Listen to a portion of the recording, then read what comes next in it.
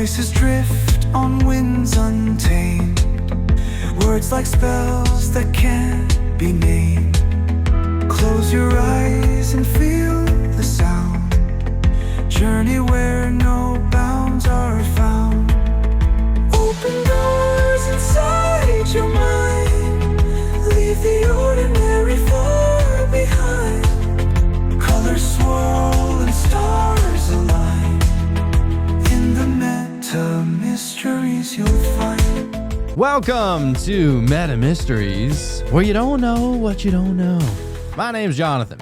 I'm Sean. And today we are getting very weird. I mean, we get weird quite a lot. That's kind of like the basis of this show. But this one will absolutely make everybody think. Like I love, the preparation for the show because I love things that challenge me. And this actually, I want to give a shout out to my other co-host, Jacob, on the Cult of Conspiracy, because he challenged me on an episode the other day. And I said, well, if this is this, then this has to be this. And he goes, well, that doesn't mean that. And I was like, oh, no, you didn't. Shit. So I was like, all right, let's dive, and we're going to try Those and are the figure out. funnest conversations, though, you know, when someone doesn't quite agree with you and you get to have that back and forth and really challenge yourself and really think deeper, because otherwise you might feel like you might have it figured out, you know, and then someone says something and you're like, okay, wait a minute, you know, and you can kind of, that's the funnest kind of conversation, I think. Oh, yeah, dude. And I'm very, I want to challenge him all the time, you know, like it is my favorite thing to do. And not just for the sake of challenging him, but there are some people, and God bless Jacob, I love him very much, but there are some people who are just so stuck in their beliefs and aren't willing to wiggle at all. And I'm just trying to throw a little WD-40 in there to loosen that nut up a little bit. You know what I mean? Yeah, dude. Oh, yeah. So that's what we're going to be getting into today. And to be more specific, if you didn't read the title of the episode, we are going to be getting into the Omnis.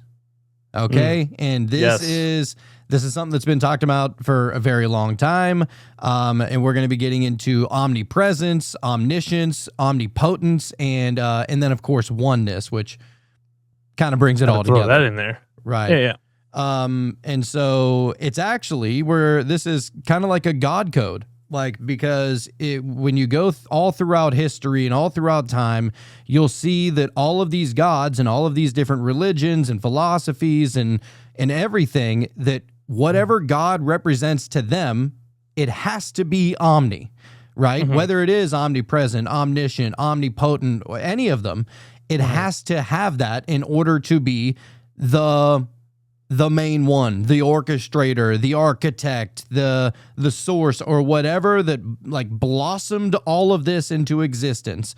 There has to be, if it is a God that is a creator, let's just say it's creator, and I'm not even sold that this place was created. I like to keep an open mind and say it probably always existed, because we don't have any proof of it not existing.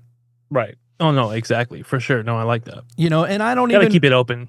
And I don't even specifically mean Earth. You know, some people bring it all the way back to the Big Bang, but even the Big Bang, they can't nail down a year. It used to be, I don't even remember. Let's just say it was that the universe was created 4 billion years ago, and then they just found out that it was doubled, or whatever the number was. They recently doubled it.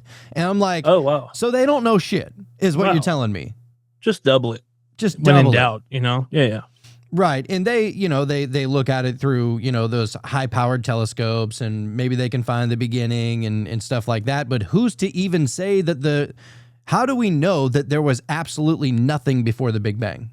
You know? Yeah, and not only that, but, they will tell you that they can trace it back, because everything is accelerating outward. It's expanding, so the universe is kind of getting bigger, but that's a whole nother kind of thing. But so they can trace that back and rewind time and look at it and go, okay, well then this would have been how long it took for that to happen. But there's so many different variables that we could be talking about, as far as there's this thing called inflation that happened at the very beginning, where things were expanding much faster, and so who's to say that it didn't just come from you know what I mean? It started half the size and then expanded, and maybe it's going to come back for all we know, and go back to that, like it's breathing or something like that. Who fucking knows, dude? Yeah, there's no way of knowing. And I actually like to challenge the idea of, okay, let's say there was a tiny little atom or a tiny little whatever the fuck that started all of this. Who's to say that like that little tiny atom wasn't already the previous Big Bang compressing into itself initially before that? Like, Right. there's no way to know. You know what I mean? And so Exactly. it could literally have always existed, and it's just the universe or God or source or whatever you want to call it, just breathing in, breathing out, just like you said, you know? So we're going to try and understand it a little bit today to the best of our I'm ability. ready. Take us there, dude. So the truth is one, though the sages call it by many names. That is a quote by Rig Veda. So the first portion we're going to be getting into today is the meaning of the Omni. So we're going to go over all the different Omnis. We're going to go over oneness, and just try and identify the divine identity, whatever it may be. Okay, man. All right. So before we dive into quotes and traditions we're going to get to, we need to understand what the omnis actually mean. So omnipresence means God is everywhere, not just beside you, but inside you, not just in heaven, but in hell, in joy, in sorrow, in the very atoms of your breath.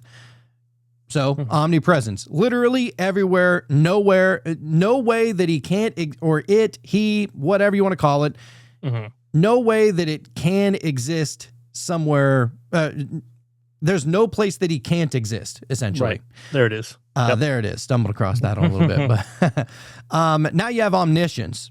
So omniscience means that God knows everything.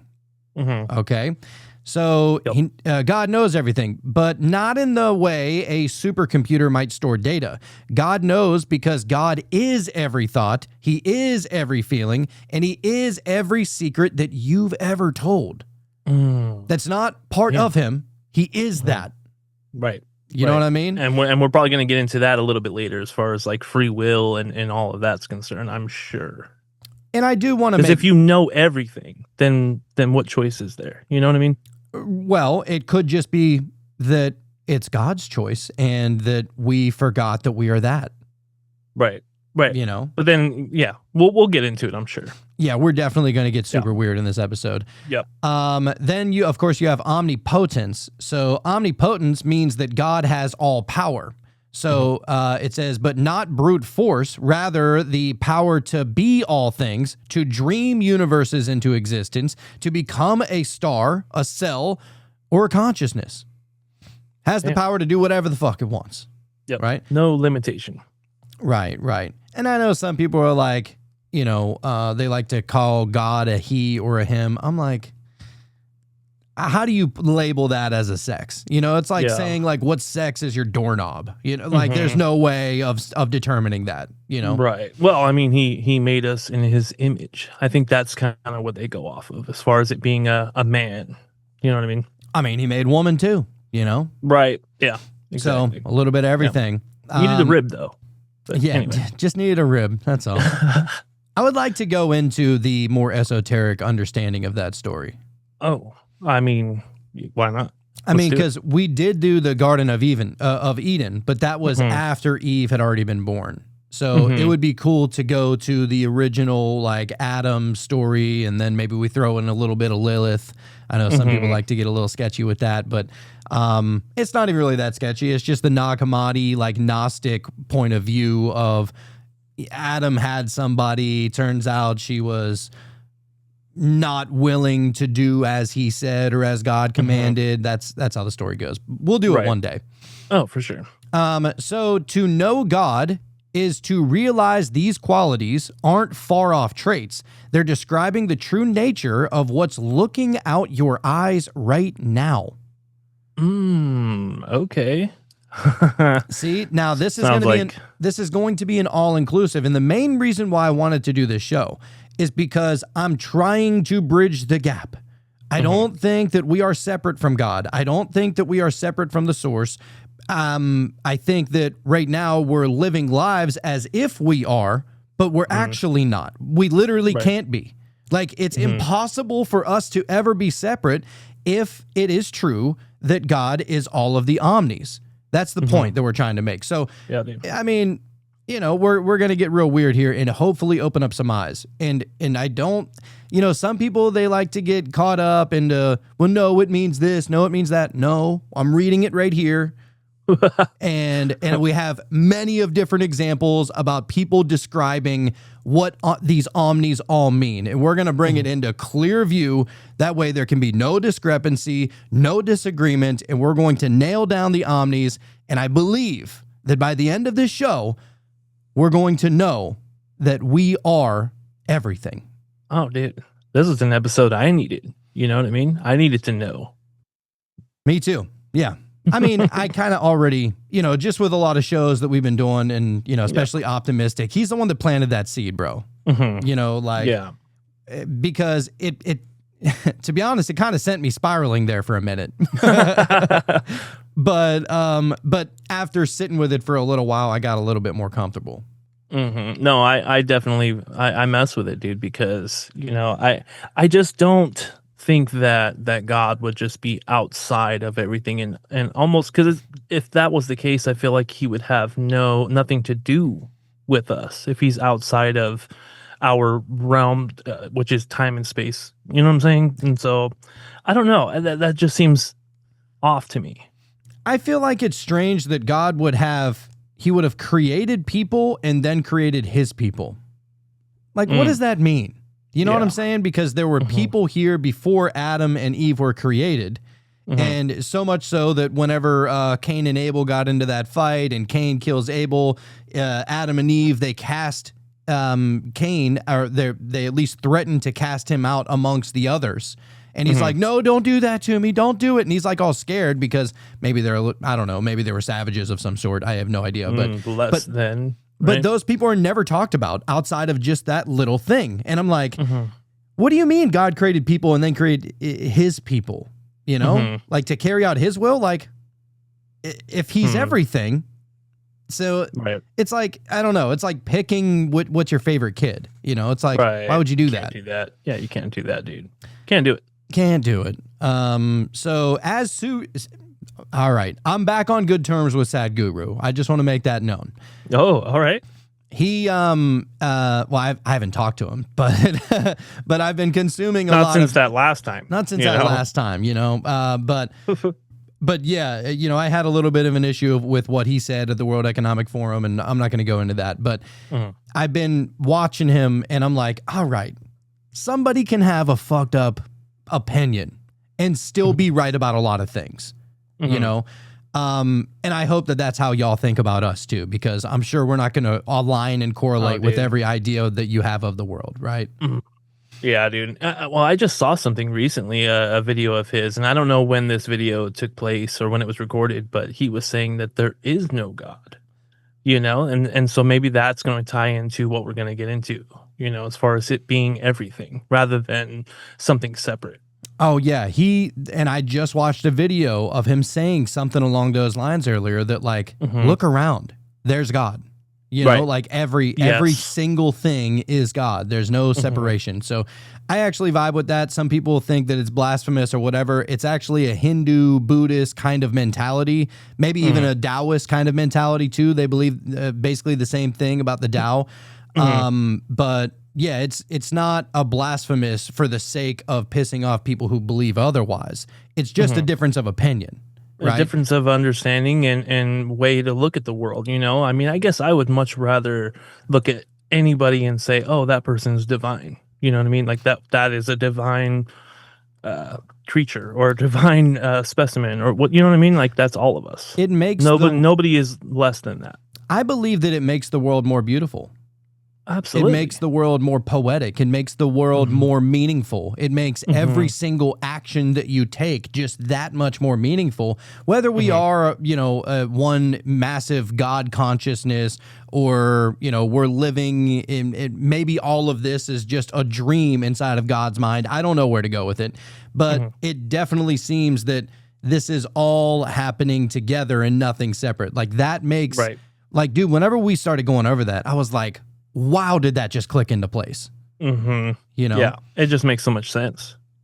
Right. So, so as Sadhguru once said, you are not a tiny creature in the cosmos. The cosmos is within you. Shout out. Solid. So, all right, we're going to describe a little bit more in detail about omnipresence and omniscience and all the other ones. So, but first we're going to get into omnipresence. So in omnipresence, God is everywhere, and that means here. So let's start with the most accessible of the omnis, omnipresence. And we're actually going to pull from a Bible quote here. This is Psalm 139 by King David. Old dude that slayed Goliath, right? Okay. So it says, where shall I flee from your presence? If I ascend to heaven, you are there. If I make my bed in hell, you are there. Pretty powerful quote, right? God's everywhere. How can I ever, run and hide from you? Like, there's no hide and seek with God. You know what I mean? Yep. It says, this is not poetry. It's a metaphysical truth. It's in mystical Judaism, the Kabbalists say this: there is no place devoid of him. Speaking of God. No place devoid of God. Right.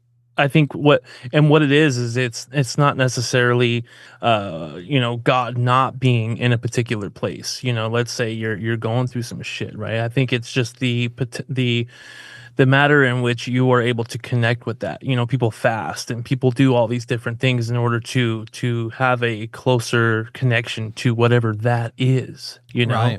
But you could be going through something really terrible and you feel like he's not around, but that's just your experience. That's your ability to connect with that. But even still, he's still there. Right. And not only is he still there, he's the one experiencing it. Right. You know what I'm saying? Like, and that's where it's like, holy shit. That whenever you go me that out deep. a little bit. Yeah. Right. So in Islam, the Quran affirms he is with you wherever you are.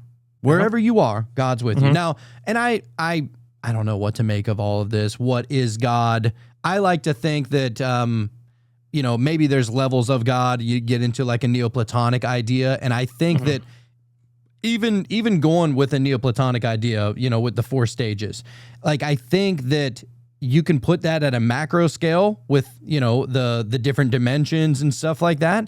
And I think that you can also put it at a micro personal scale as well. And I think that the one would be the highest of yourself. So of the highest self, of the higher self, whatever, I think that the one, every single other thing emanates from that. Ego, mind, feelings, emotion, everything physical, right? Like, I think that it could all emanate from that as well, from like a microcosmic, macrocosmic scale. Right. Oh, I like that. I don't know. I could be totally wrong, but I just think about this shit way too much. I think we're all a little bit right sometimes. I think so. So yeah, what are they all pointing to? That God is not localized, not far, and not separate. The Tao Te Ching expresses this as, and this is the quote, the great Tao flows everywhere. It may go left, it may go right. All things depend on it for life. It's an interesting one. So when you realize the divine is not in some realm above, but infused within all realms, then your entire relationship with reality shifts. There's no more searching outside. You are swimming in God. Wow. That's a deep one. That's a deep That's cut. the co-creation that we've talked about before. You know what I mean? It's you and it's God or universe. It's just everything working together, in harmony, even if it doesn't seem like it. Oh, that's the funny thing. I like to look at it as a co-creator kind of situation. Maybe even call it a co-pilot. Yeah. You know what I mean? So we're actually going to pull a Jim Carrey quote up here right now, sir. Okay. All right. Jim Carrey said, I used to believe that I was ended at the skin. Now I see myself as everything. As everything.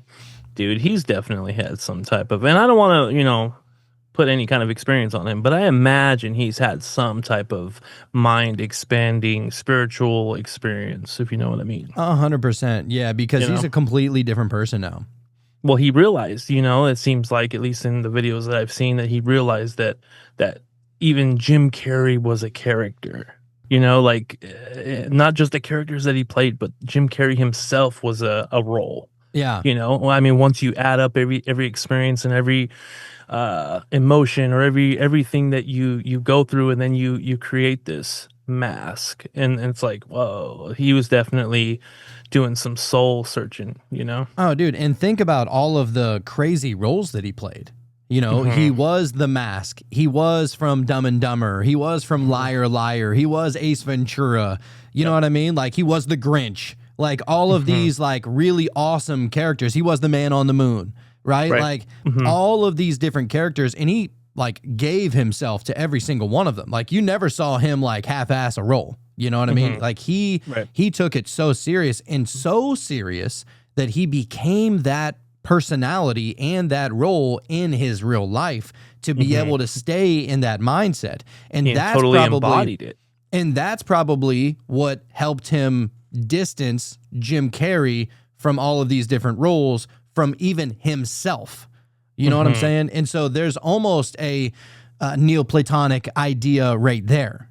Mm-hmm. You know, you Yeah, have I can imagine. Oh, go ahead, dude. I'm sorry. no, I was gonna say, like, you have the highest self, or just let's just call it the awareness. I know some people don't really like the term higher self. That's totally fine. Let's just say the awareness, right? Mhm. So all you are is just the awareness.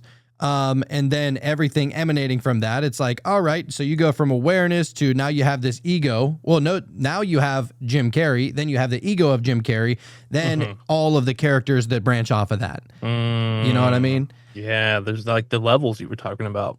Yeah, yeah. So yeah, shout out to Jim Carrey. He's a fucking stud. The man, dude.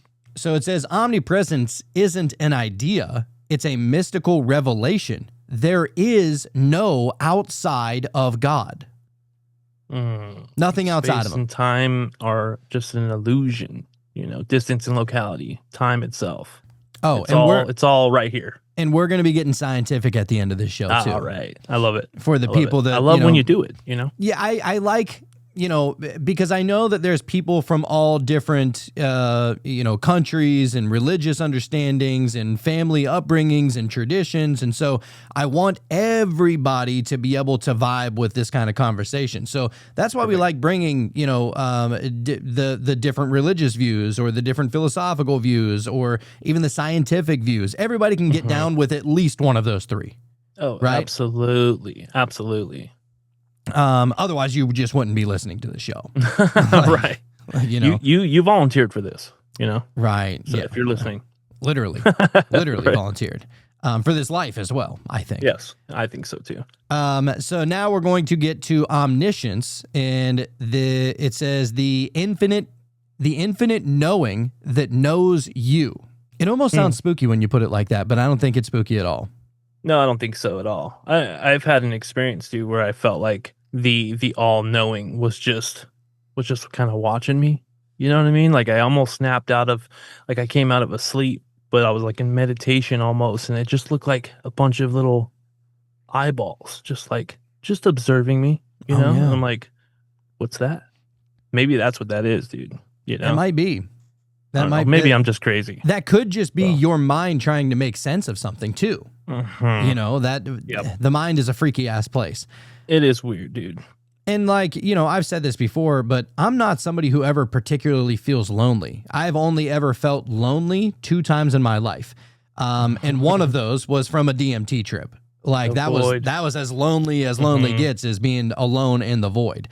But and then there was another time, but that's more a personal thing. But I'm trying to not be so personal on this show about expressing all the different facets of my life, because I know people probably don't give a shit about that, and everybody else got their own stuff going on. So we're all normal and not only people. that, but some things are just for you, and it's kind of a tightrope, to walk, I think, because you want to express certain experiences that you're having and what you're going through, and to really try to understand it, and maybe help somebody listening that may be going through the same thing, but it's like you also need to keep some of that for yourself. Yeah, I think the thing is that I've never been a secretive person. Like I will tell my life story to a complete stranger. I don't care. It doesn't that I'm not like, oh, you can't say that to them. You know what I mean? Like I've never been like that. And to each their own. Everybody, you have the right to privacy and all that kind of stuff. But for me, it's like, especially coming on this show, it's like the show is therapeutic to me. It is. And all the people that listen, it's like one big family, especially if you're joining on Wednesday nights. Those Wednesday night shows, that is mi familia. You know what I'm saying? Dude, it's like when you go to the gym and you're just glad you went. Like when you're done, you're like, oh man, I'm so glad I did that. You know what I mean? Yeah, big time. Which, by the way, if you want to be able to join us Wednesday nights and join us on Wonder Wednesdays, then you go to patreon.com/metamysteries. That link is down in the show notes below. It's the best way to be able to support us. And we do put a lot of work and a lot of thought into this. Like, yeah, I know we're only putting out 2 episodes a week, and, the shows are about 2 hours. And so what is that, 4 or 5 hours a week or something like that? I can personally guarantee you that there are 100 hours a week of thought that go into like these kind of shows. Because it's just experiences and noticing certain things. And like every single episode that we do, it only adds to the stew of knowledge that we're bringing with us every single day.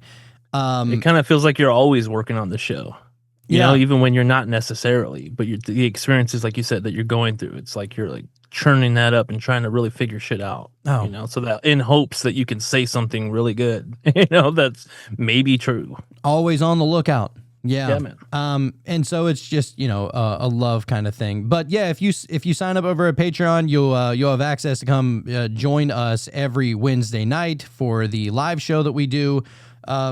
And it's also, you'll be able to get all the shows a couple of days in advance. You'll be able to reach out to us, and every single episode is completely commercial free as well.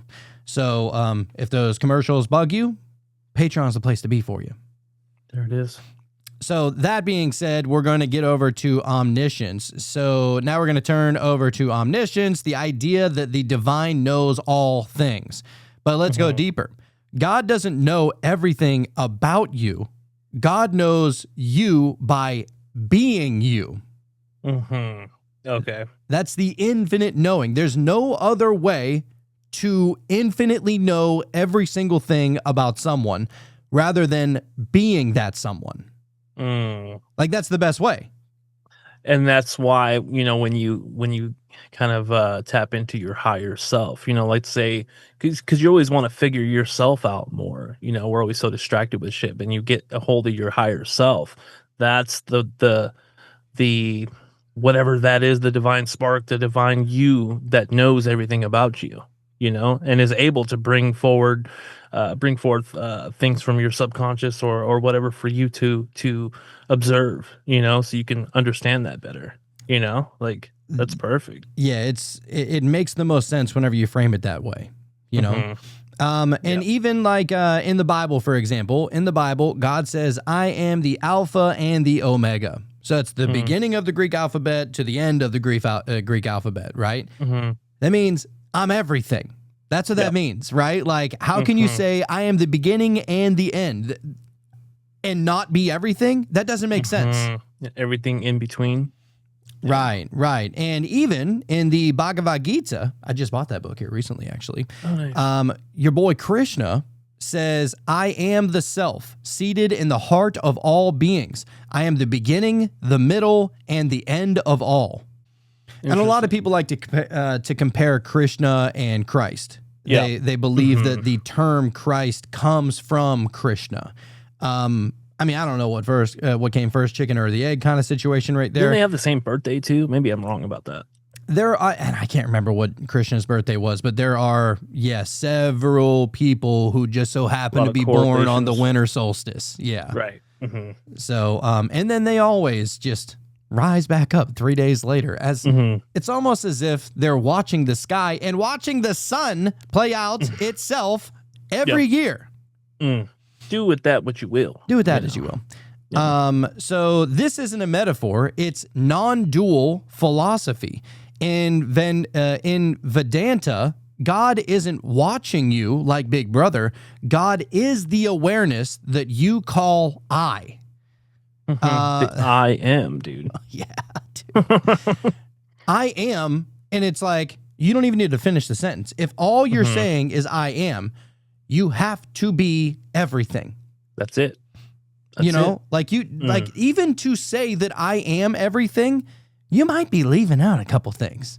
You know, like, because what if it's this and what if it's that and what if we're talking about in another dimension? Whereas if you just leave it at I am, it's like, you know, Yeah, like dude. there's no separation. Enough said. Yeah. Alan Watts said it beautifully. We've mentioned this one before.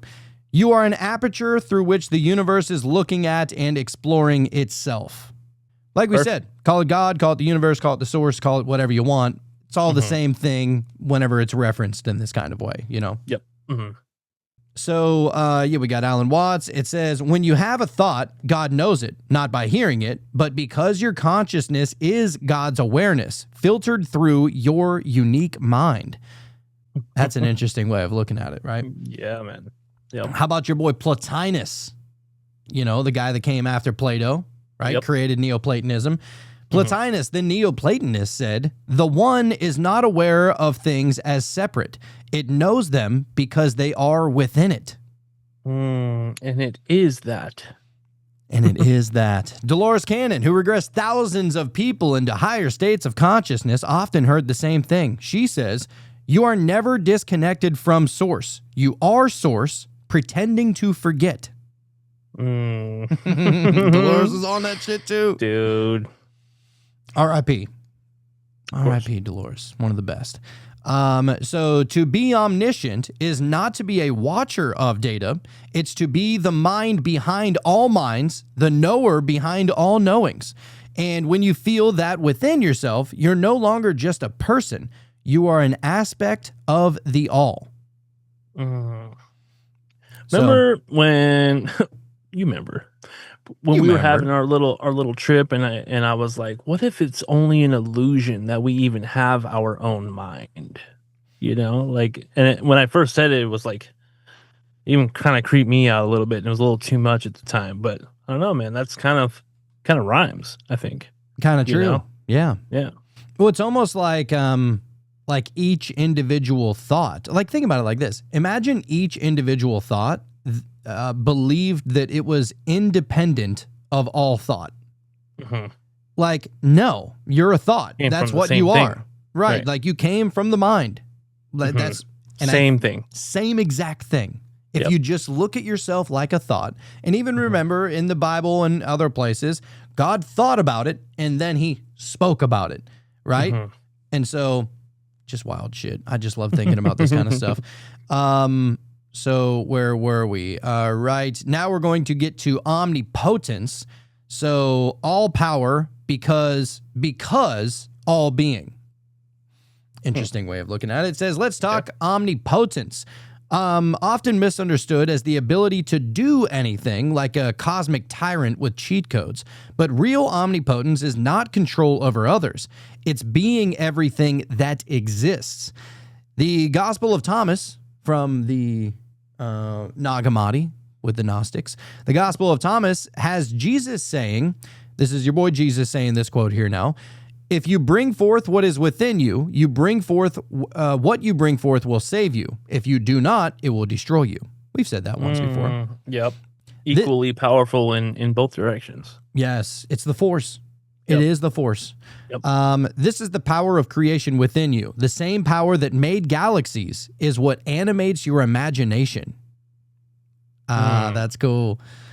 Your boy Meister Eckhart once wrote, God is infinite in his simplicity. All things are in him, and he in all things. Now, he was actually, Meister Eckhart, I think he was Jewish or something along those lines. Let's check that out, because, and I've read so many quotes from him, but I just want to make sure that that's Meister Eckhart. Yeah, he might have just been a sage of sorts. I don't know. All right, Meister Eckhart claimed the original name. Johannes Eckhart was a German Catholic priest. There we go. Okay. So he was a Catholic priest, a theologian, a philosopher, and a mystic. He said, God is infinite in his simplicity. All things are in him and he in all things. All things. Not a couple things, not this and not that. No, all things. Like, including the animals, right? oh, dude, all things, including like pre-thought. Mm. You know what I'm saying? Like, you know, because our mind works, we have 60,000 thoughts a day. Sometimes they stem together. Sometimes you have this thought earlier in the day and it aligns with the next thought later on. And so now you have that pre-thought that was working with this current thought that you know what I mean? It gets really weird. So in Buddhism, form and emptiness are one. Energy is not controlled from afar. It is the ever-present becoming. Oh, shit. The ever-present becoming. It says science even echoes this now. Quantum physics shows that that matter doesn't, in quotes, exist until it's observed. Your consciousness collapses waves into reality. Which is interesting because that's what they say, that like, it's like, does the back of my room exist if I'm not looking at it or if I'm not aware of it? Right. And it seems like a silly quote because of course it does. There's no way it doesn't. Right. But there's no way to know that. Well, yeah. I You mean, there's know? no way, like if a tree falls in the woods type of thing. I see what you're saying. Yeah. Right. But of course it exists, because if God or the universe or the one or whatever it was thought it, then it exists. You know what I mean? I don't think it ever goes into a state of non-existence But just because we're not being aware of it. I think the point that it's trying to make is that God's awareness is essentially the tool that renders everything that's all around us.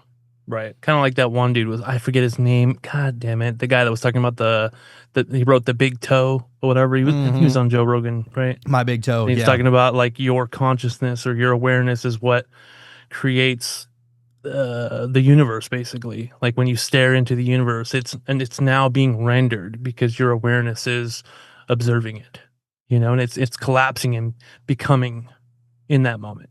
Oh yeah. You know? Yeah. It's such a trip, dude, whenever you start going down in here. And this is why so many people, they have to have like a dark night of the soul kind of situation, because it's like, well, how? Because if it's this, then how can it be that? Or how is it not that? Oh, by the way, the author of that is Thomas Campbell. Thomas Campbell, there he is. Yeah, Big dude, Toe. that episode was pretty interesting. That show fucked hard. Yeah, dude. So, and to pull up another quote from Sadhguru says, if you know how to be still, the whole existence becomes yours. So true omnipotence isn't domination. It's divine participation, the power to be anything. That's why meditation is so awesome, dude. I think that's when we get the biggest hint of that. You go into that space, dude. You know, that's when you really get a chance to observe that or experience it just a little bit. Yeah. It's it's so hard to describe because you don't even know where you are in all of that. But it's not even a matter of where you are and how can you get there. It's a matter of understanding that, like, whenever you go into a meditation, you're all of that. You know, and it's amazing how we know within meditation we are all of that. And some people, that's why they don't like meditation, because they're like, I'm just making it up and it's just my imagination. It's like, not really, because if you know how to silence your mind and get to that deep meditation and then you look around and you observe, dude, you like, it's not even a question. You know that you're all of that, right? Like, and it's like, you're all of that. You're not limited to anything. You don't have any form, and that it's all your personal experience. So it has to be you. Well, I think it's interesting when you create a world in your own mind. Like, you can create an entire landscape and look off into the distance and really see all of the details of the trunk of a tree without any real effort, you know. And so, just to think about it that way, you know, you can literally create your own world in your mind. I mean, how different is that from the one itself creating everything, you know? Yeah. I mean, it's so easy to do. I mean, once you get into it. Oh, and think about like, we are made in his image. Mm. People think that like made in his image, oh, okay, maybe God looks like me, or maybe God thought about me. But what if we were made in God's imagination? And that's what the image is that we are literally God's imagination. And if that's the case, then it makes sense that a thought can't be separate from the mind itself. Right. God just meditating and being like, whoa, what is this shit? You know? I just What am got I doing right now? I just got half a chub off of that one right there. So now we're going to go into oneness, and then we're going to bring it all together. There's a lot more we got to get into, but we're kind of just going over each of these individually. Yep. So oneness, the veil has always been an illusion. So if God is everywhere, knows all things, and is power, then there can't be anything besides God. This is the mystery of oneness. This is a quote from the Gospel of Thomas. Split a piece of wood, and I am there. Lift a stone, and you will find me. Mm-hmm. That's a Jesus quote, as a matter of fact. But right. Because Jesus, I am the Father, are one and the same kind of thing. That's what Jesus was trying to fucking say this whole time. I mean, in our beliefs, or in my beliefs at least, is that he was like, look, yeah, this right here is just flesh. But once you get to know God or the Father or the source or whatever that's inside of you, you become that, and you become that singular awareness. And, they say, I don't want to get too far into the whole, what Jesus believed, because people have differing beliefs on that whole thing. But if you read the what was it called? The Lost Gospel of Q? Yep. The Lost Gospel of Q or the Nag Hammadi. I don't care what people say about it. They say, oh, well, it was written by the Gnostics and they were just a bunch of crazies, or they just hated Christianity and they wanted to make their own form. If anybody actually sits down to read it, you'll be like, oh my God, it vibes. It makes sense. Why do I feel like I already know this? Mm-hmm. Yeah. There's got to be a little something to it when it resonates that much, we went over a lot of that, and it doesn't seem like there's anything in there that's just like, oh, what the fuck? They are a bunch of crazies. That wasn't the vibe that I got. Not at all. How can we be so familiar with something that we're reading for the first time? Right. It doesn't make sense. Yeah. No. Mm-mm. So yeah. So split a piece of wood, I am there, lift a stone, and you will find me. That's not a metaphor. That's a metaphysical instruction. So now we're going to get to the I'm going to butcher this, Advaita Vedanta. But this is from Isha Upanishad. So probably Hindu, I'm guessing. Okay. It says, he who sees all beings in his self and his self in all beings never turns away. That one right there, that's super powerful. That's super powerful. I think I told you this story before where I came out of a gas station, and I didn't know any of these people, but I had that feeling like, oh, like I'm a part of all of this, and they're a part of me, and we're all just this one thing. And man, it was such a good feeling, man. I was just like overwhelmed with like this sense of, I don't know if it was happiness or if it was just love, or I don't know what it was, dude, but it just felt good. You know what I mean? And I didn't know any of these people, dude. And I wasn't doing anything spectacular. But it was just this, and it hasn't really happened a whole lot since. You would think experiencing something like that, you would just be like, oh, I got it figured out. I can just do this all the time. But and that's why they say fleeting. That's why they say that meditation is so important, because it keeps you almost in that dream state of looking at all of reality that way. It's only whenever we succumb to this like material plane that, oh, I'm this, or I don't like that, or I don't like that person, or I love that person, or I like that thing. It's like, then you become more of an individual. But whenever you're in that dream-like state of being in the theta mind, it's like, dude, of course there's no separation. Like, it's so easy to swallow to think that. And oh, by the way, that Isha Upanishad, it is Hindu. It's one of the ancient Sanskrit scriptures of Hinduism. Oh, okay, nice. I'd like to know when that was written. I think that'd be pretty fun. So now we're going to go to your boy, Hermes Trismegistus, said this. God is an infinite sphere whose center is everywhere and circumference is nowhere. Mm. Whoa. Hermes was That's on some a shit. way to look at it, right? Hermes was definitely on it. The center. Read that part again. The center is God is an infinite sphere whose center is everywhere and circumference is nowhere. that actually really lines up with what I was watching not too long ago about the Big Bang, you know? And it was basically saying that if this single point of almost nothingness expanded into everything, that there isn't necessarily a center of the universe because it's everything. Whatever was at the center is now everywhere and everything. Exactly. You know what I mean? Yeah. So yeah. you're at the center, I'm at the center, no matter where we are. And so in that sense, distance and locality would kind of be an illusion. Exactly. You know? Yeah. Yeah, that's cool. All right, we're gonna bring up another quote by your boy Jim Carrey one more again. All right. Jim Carrey said, "I have no limits. I cannot be contained because I am everything." Makes sense. Yeah. You just are. So this is not ego, it's ego death. It's the realization that you are a mask worn by the infinite, and so is everyone else. There is no you versus God. There is only God playing the part of you.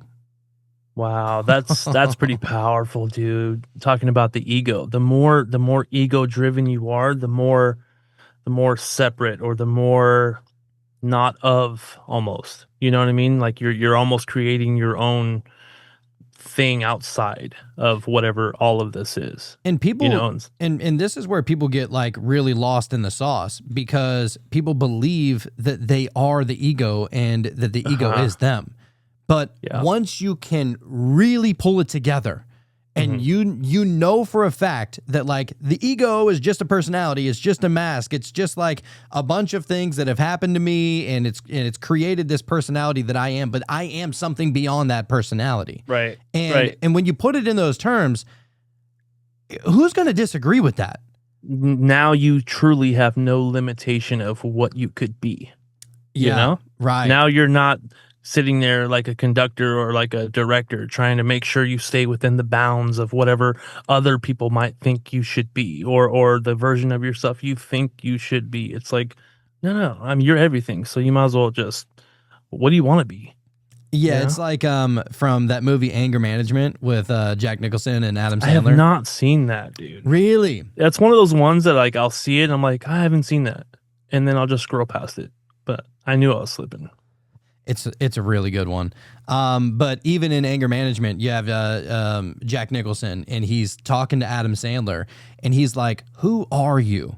And Adam Sandler's like, "You know, I'm this. You know, I have this job, and you know, I grew up with this, and you know, these are my beliefs, and maybe these are my kids, or this is my wife, and that's who I am." And he goes, "No. Who are you?" And he just keeps on asking, and Adam Sandler's just getting, "God damn it, that's who I am," you know, just going crazy as he does. But it's like, yeah, you're not just the character that you've been creating and molding this entire life.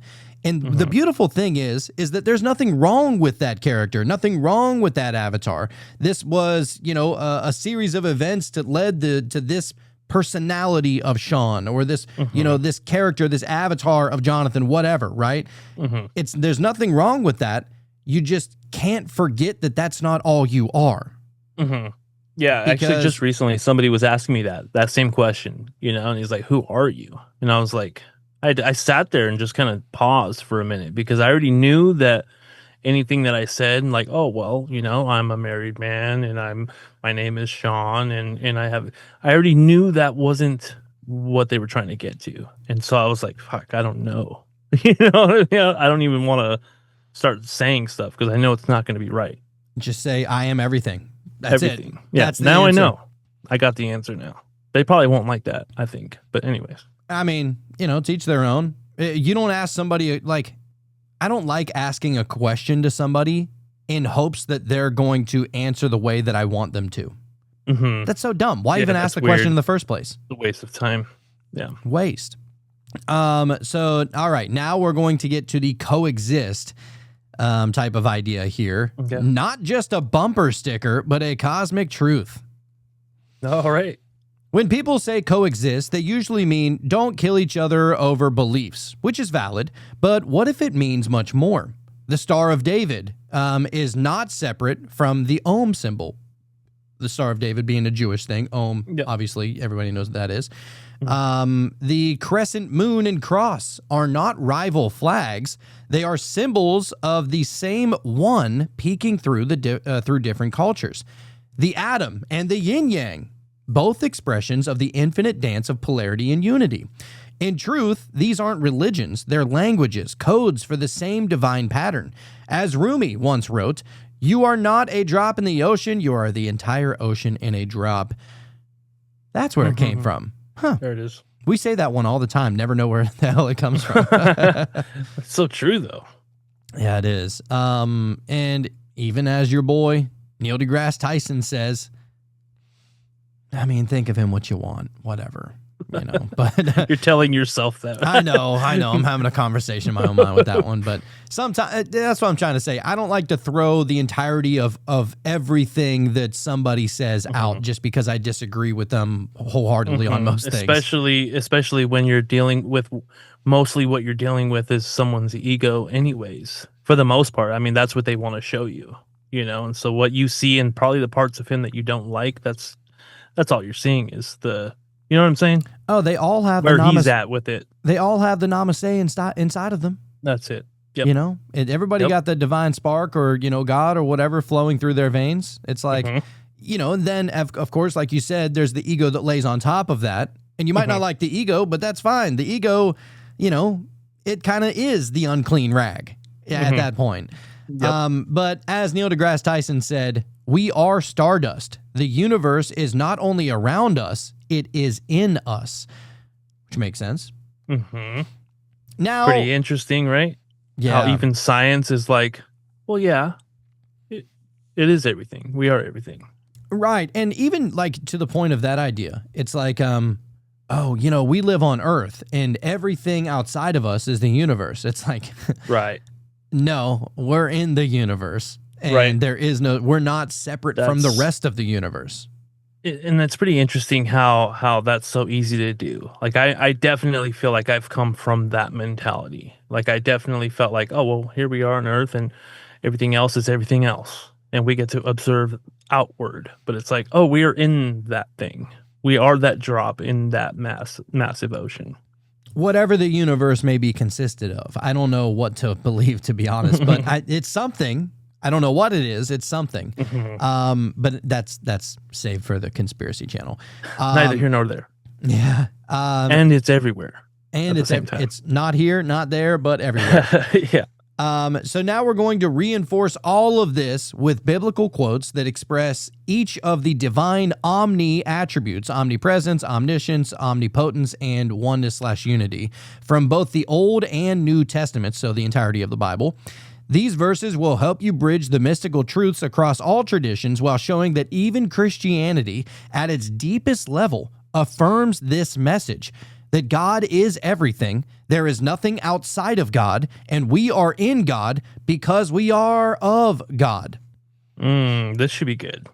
All right, so now we're going to get to the omnis according to the Bible. Okay. Omnipresence, God is everywhere. Am I a God at hand, saith the Lord, and not a God afar off? Can any hide himself in secret places that I shall not see him? Do not I fill heaven and earth, saith the Lord? I'm everywhere, he says. Whither shall I go from thy spirit, and whither shall I flee from thy presence? If I ascend up into heaven, thou art there. If I make my bed in hell, behold, thou art there. So when we were saying it earlier that like God absolutely has to exist in hell if he exists everywhere. Yeah, that's an interesting thought. Actually, that's not a blasphemous quote. That's literally what it says. This is from the book of Psalms. But yeah, he's everywhere, right? Another one ultimately he created hell as well, right? or whatever it was that eventually created hell. Had to have. Right? Had to have. Yeah. So another one is from Proverbs. It says, "The eyes of the Lord are in every place, keeping watch on the evil and the good." So, I mean, if we're saying that God is omnipresent, there's no place that God isn't. Of course, he would be keeping an eye on the evil and the good. Now we're going to get to omniscience. God knows all. This is from Psalms. "Great is our Lord and of great power. His understanding is infinite." The next one is from the book of John. "For if our heart condemn us, God is greater than our heart and knoweth all things." Greater than our heart. That's pretty interesting. The next one. "Known unto God are all his works from the beginning of the world." That's from Acts. And one final one. "O Lord, thou hast searched me and known me. Thou knowest my downsitting and mine uprising. Thou understandest, okay, my thought afar off." Basically saying that, like, whether you're here in the physical reality or here in my mind or here in my heart, you are everywhere. And that makes so much more sense too, like thinking about it this way, rather than this one being or this one entity that just knows everything. It's more so that he experiences it with you, through your own eyes. Right. And that's not to say that you're God, because I think that puts a bad taste in people's mouth, like, "Oh, well, you're a God," and we've gone over this a lot, but it's more than that. You're not a God. You are God. You're an expression of God. You are an instance of God. You're an example of God. Right. Everybody is. It's not to say that, and there are definitely people out there that try and become their own gods, and that's not right. That is so far off from what we're saying. What we're saying is that there absolutely is no separation from God. And to say that is blasphemous, I would call that mental retardation, if you have a disagreement with that. Because literally, even in the Bible and across all the different religious books, as we're going to get to, they all say the same thing. It can't be he's everywhere, but not right here. He's not with me. He's not in me. It's like, no, if he's everywhere, he's everywhere.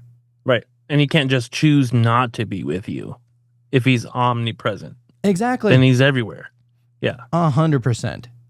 So yeah. And the thing is that you exist as a, what's the term?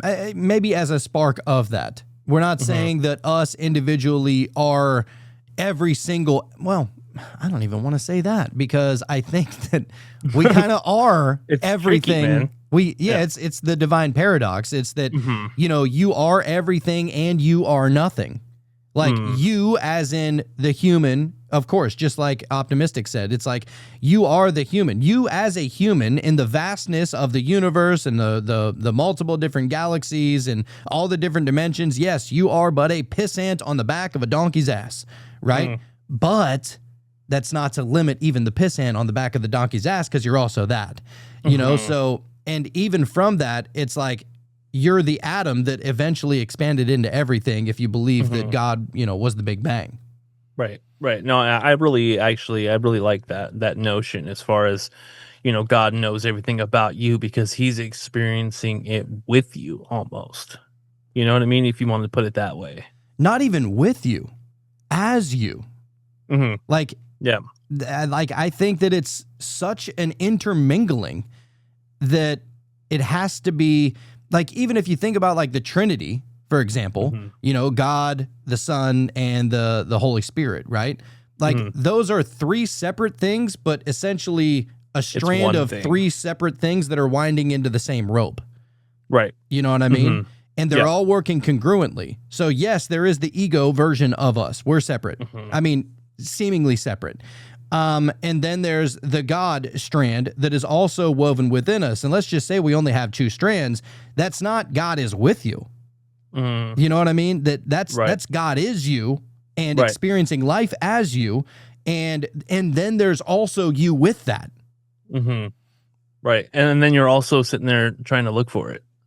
Yeah. for some reason. Yeah. It's the paradox, and Yeah. that's the beauty of this life is that there is no like you can't just win it. Like you just have to keep on going every day and keep on going on that divine search and keep on trying to understand where you came from and who's ruling all of this and everything. Right. And then eventually, the arrow starts to point back at you. Yeah. Because it has to. Yeah, dude. That's cool. I like that. So, all right, now let's get over to omnipotence as far as the Bible's concerned. God is all powerful. So this is a quote from Jeremiah. And some of these are like that super old, like King Jamesian type of English, which I'm going to do my best to interpret them. All right, man. I'll do my best to understand what you're saying. All right. So this is from Jeremiah. Every time I see Jeremiah, I think of that song. I thought I told you I'm a star. You see that lights? I see. Anyway, I love that song. So Jeremiah said, or in the book of Jeremiah, it says, "Behold, I am the Lord, the God of all flesh. Is there anything too hard for me?" Pretty badass. I think that speaks for itself. I don't even need to really break that one down. The next one is from book of Matthew. It says, "With God, all things are possible." Of course. Yep. Next one is from Chronicles. It says, "Thine, O Lord, is the greatest, and the power, and the glory, and the victory, and the majesty, for all that is in heaven and in earth is thine. Thine is the kingdom, O Lord, and thou art exalted as head above all." Yeah, all right. Kind of speaks for itself there. Thine, I believe, isn't thine, doesn't that mean mine? I don't know this old English shit. Yeah. We're all learning in real time here too. That's why we always say we don't know. We're the students. We're just presenting the information. We're all learning at the same time. Thine. When I hear thine, I think it's like your, like someone else's, but I could be wrong, dude. Okay. So in the Bible, thine is an archaic possessive pronoun meaning yours or belonging to you. Oh, okay. So it's like referring to someone else. Yours, mine, same thing, right? Okay. Maybe so yeah, kind of like mine, O Lord, is my Lord. Okay, my Lord. Okay, yeah. So my Lord is the greatness and the power and the glory and the victory and the majesty, for all that is in heaven and in earth is mine. Mine is the kingdom, O Lord, and you are exalted as the head above all. Oh, okay. All right. See, why can't we just say the same language? You know, there had to be a whole Tower of Babel situation, and like, Thank you to all of the religious people or people that came from a religious background that kind of stuck in there with us through that, So, yeah. One more quote as far as omnipotence from the Bible. "I am Alpha and Omega, the beginning and the ending, saith the Lord, which is and which was and which is to come, the Almighty." Which is to come. Dude, which is currently, which was in the past, and is in the future, God. The beginning and the end. I like it. How do you say you're separate from that? How could you possibly say you're separate from that? You just can't. It's impossible. At this point, we're too deep now, Either you're so full of yourself that you think somehow that God is everything except you, or that God, there's no way that God could ever be you, because what are you compared to God? Right. That's but it's foolish almost. But what is a plankton compared to the ocean? Still part of the ocean. Right. Wow. So all right, now we're going to get to the oneness and unity as far as the Bible goes, that there is only God. "Hear, O Israel, the Lord our God is one Lord." One Lord. Yeah. That's from Deuteronomy. The next one's from Acts. It says, "In him we live and move and have our being, for we are also his offspring." Also. Oh, and that point, yeah. I mean, if God is everything, then he's the husband, he's the wife, You know what I mean? He's the kids. Mhm. He's the dogs. Yeah. So of course, yeah. Interesting. Next one is from Ephesians. One God and Father of all, who is above all and through all and in you all. In you all. There it is right there. Come There it on is. now. Where's the misunderstanding, I think, in translation? No, he's over there though. Right. He's over there. Not here. Not Not up right in here. Yeah. Another one. Oh, these next two are really going to bring it home. Luke 17:21. The kingdom of God is within you. And John chapter 10, verse 30. I and the Father are one. Mm-hmm. That's what Jesus said. I don't think that could be misunderstood, man. Now The think about it. kingdom of God is within you. Yeah. That one alone. You could have just said that one and we'd be done. Say less. We could have finished the episode in about 20 seconds with that one. There it was. Yeah. That was the episode. But even like, and this is the thing, what people like, I believe, don't get right about Jesus. It's not that it's not that he was God and saying that I'm so holy and I'm so mighty and this is why I can do all of these wild things, all of the miracles and whatnot. Yep. Jesus, all the way through the Bible and all the way through the Nag Hammadi, was teaching how you can become like him. Mm-hmm. And that's what they all say. Literally, if you're a follower of Jesus, you're trying to be like him. Mm-hmm.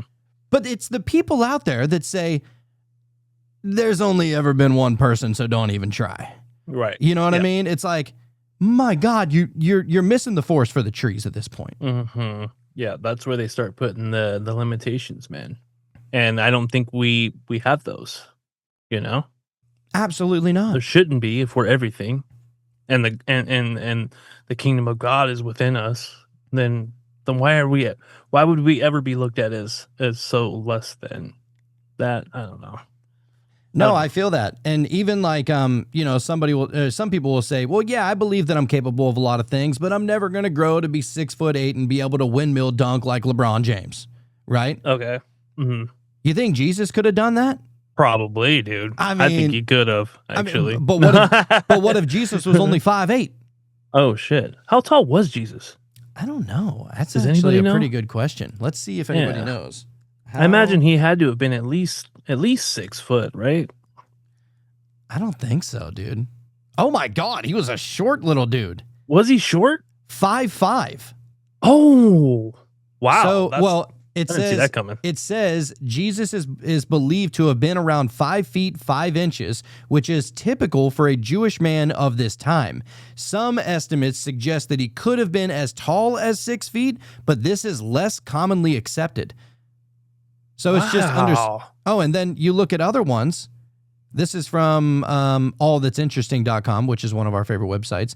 But it says, the Bible does not say how tall Jesus Christ was, but some researchers have used archaeological and anatomical science to estimate his height. They suggest that he was between 5'1" and 5'5". Oh my God. No way. No way. See, in my mind, he was already way taller than that.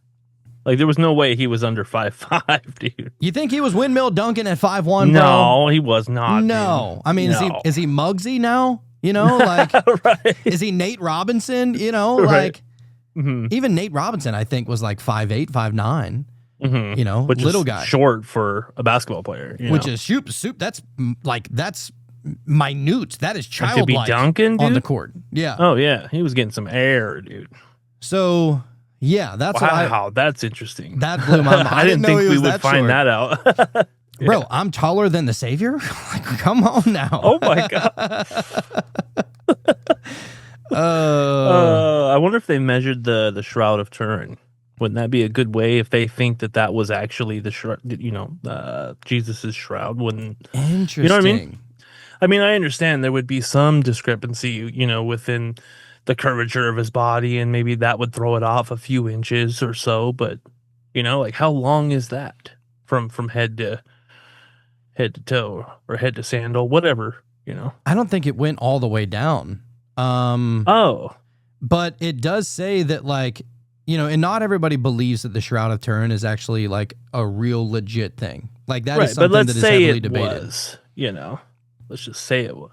It says the Shroud of Turin, also known as the Holy Shroud, is a length of linen cloth that bears a faint image of the front and back of a naked man. Because details of the image are consistent with traditional depictions of Jesus of Nazareth after his death by crucifixion, the shroud has been venerated for centuries, especially by members of the Catholic Church, as Jesus's shroud,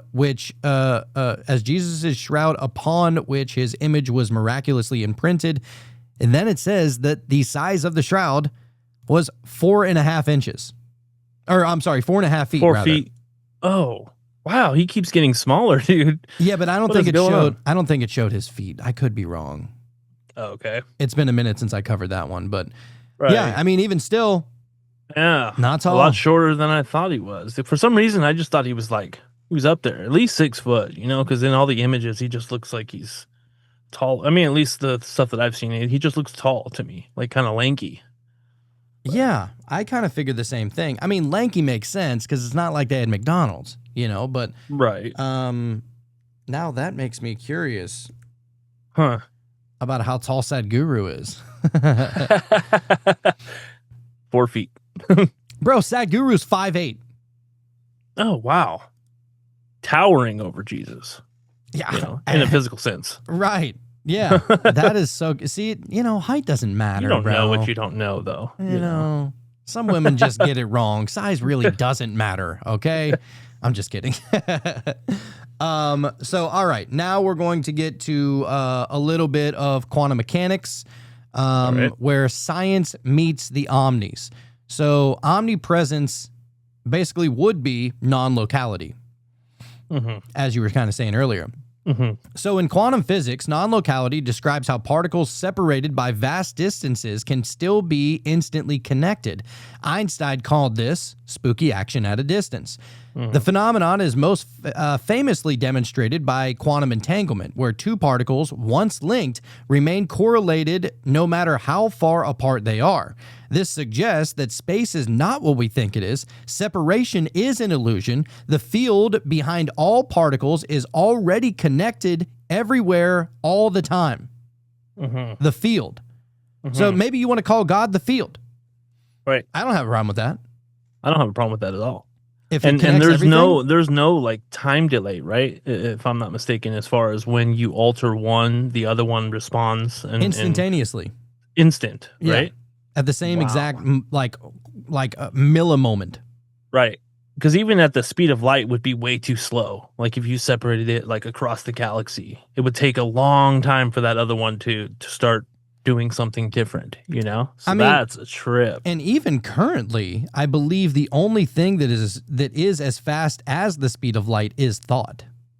As far as we know, I mean, how could we know? But it's interesting though. But what are you going to compare it to? nonetheless. Yeah. I Right, mean, unless you're talking yeah. about UFOs, but they could be cheating, folding space time. Yeah, no.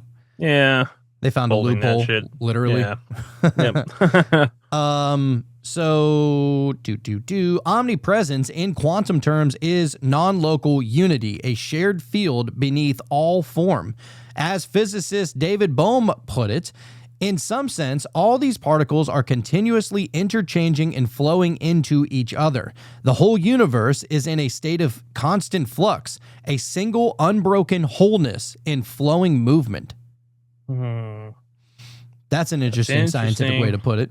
Yeah, dude. There's a bunch of shit that goes into it that they don't fucking understand, dude. Like they observe it and they know it's there. Like the cosmic web, it's this thing that just kind of holds things together in such a way. And this isn't gravity that we're talking about. It's like on a grander scale, and it's just like this architect of sorts that's just kind of holding things in a particular way, I guess. I mean, I could be saying this wrong, but it's something along those lines, and they have no idea what it is.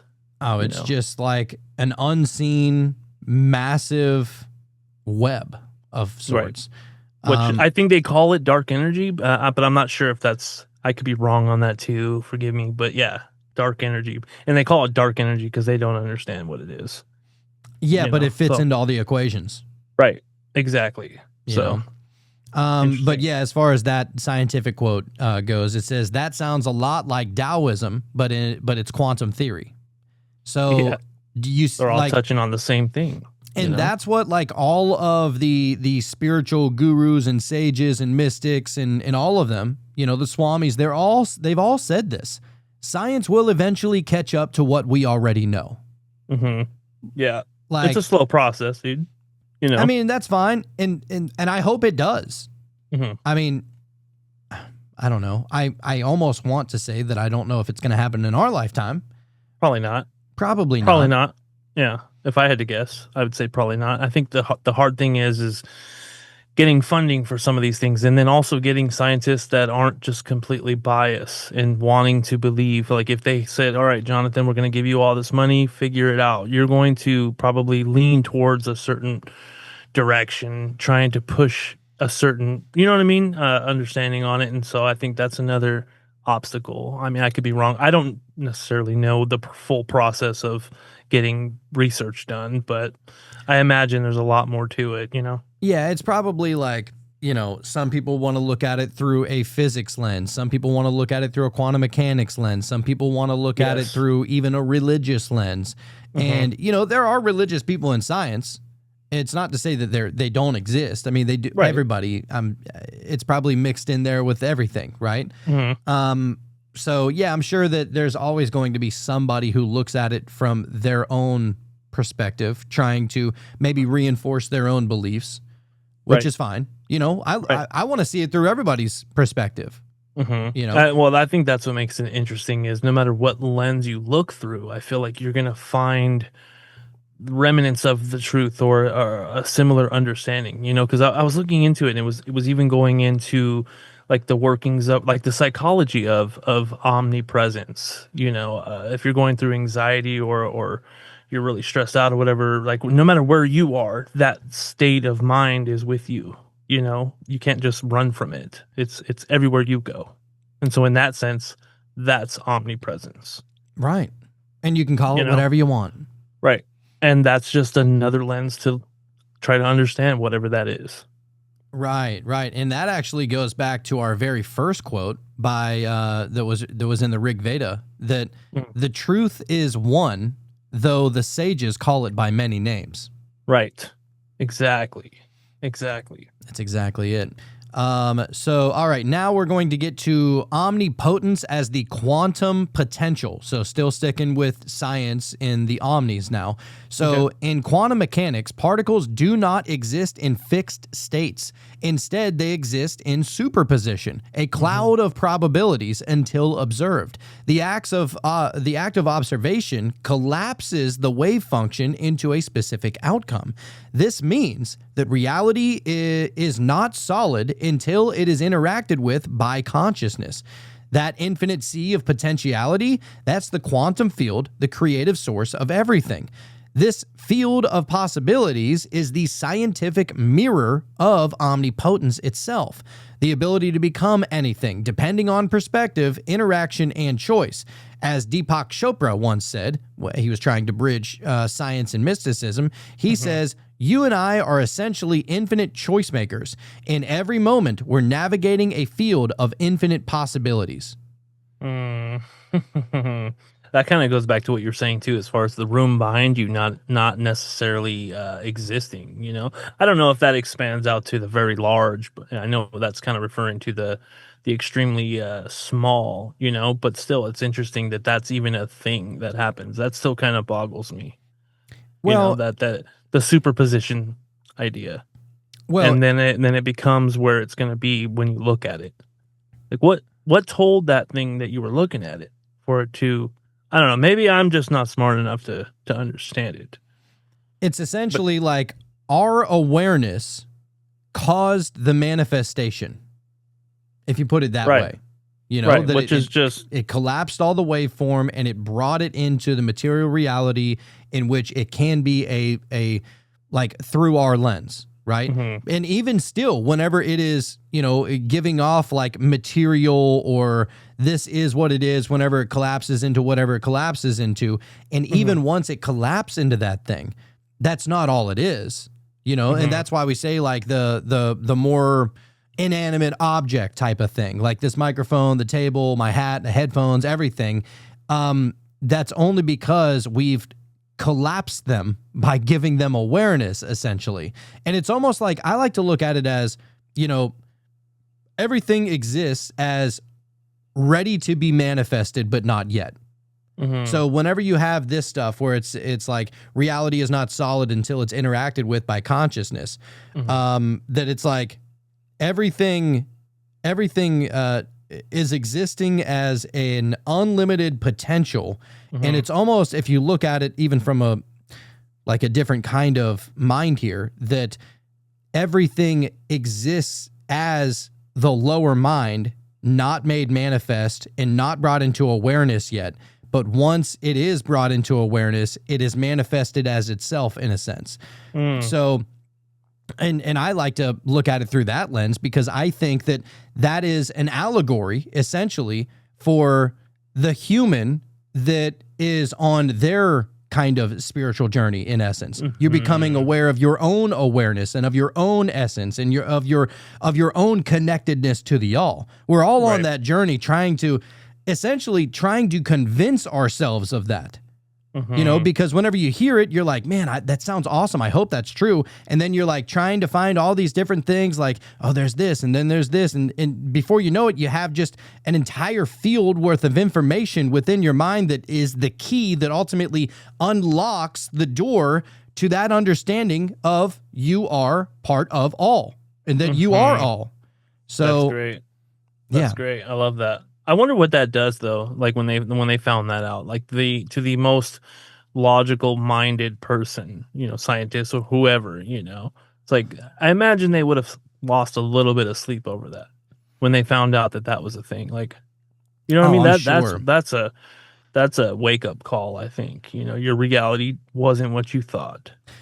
Dude. And that's the thing, even with like quantum physics and stuff, quantum physics wasn't technically a thing until I believe like the 1920s. And so that's whenever, of course, you know, after that you have Einstein saying spooky action at a distance. I don't know what the fuck it is, but it's something, because he doesn't understand why it's doing that. Right. The interconnectedness of all things, the quantum, what was it called? Quantum entanglement, you know, and then you look at two particles. And it's literally whenever those particles, you know, they're separate, right? But then whenever they bring them back together, it literally and we showed this before, but it literally is a yin yang. It's like they're dancing around each other. They are of each other. They are not of each other. They're divine opposites, essentially the masculine and the feminine, but within each aspect of the masculine and the feminine, there are tinier aspects of the masculine in the feminine and the feminine within the masculine as well. It's just forever doing the dance. Right. And yet it's still one thing. You know, still one thing. In essence. Yes. Wow. Yeah. Oh, God. Even science can make somebody spiritual, you know? Yeah.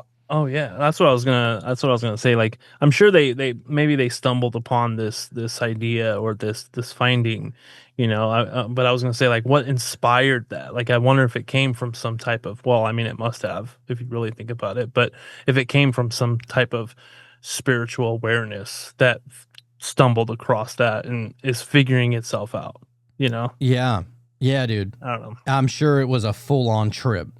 They were probably like, wait a second. I don't exist. You know, like, what does that even mean that I don't exist? What am I experiencing then? You know, who am I? Dude. So, all right, now we're going to get to, and you know what, dude, like today, and I don't know if it's something going on with, the Earth's field, what's it called? The Schumann resonance or astrologically or what, but today I've just been feeling like unaligned. But you know, what's crazy about feeling that unalignment is that, you know, me personally, I love whenever I'm feeling aligned. I'm firing on all cylinders. I'm like the best version of myself. And I feel that like I'm the most understanding. I'm the most like empathetic and all these other things. Right. But I know what that feels like. And so even though I've been feeling unaligned with that, I still remember what it is like. And so I'm kind of just like,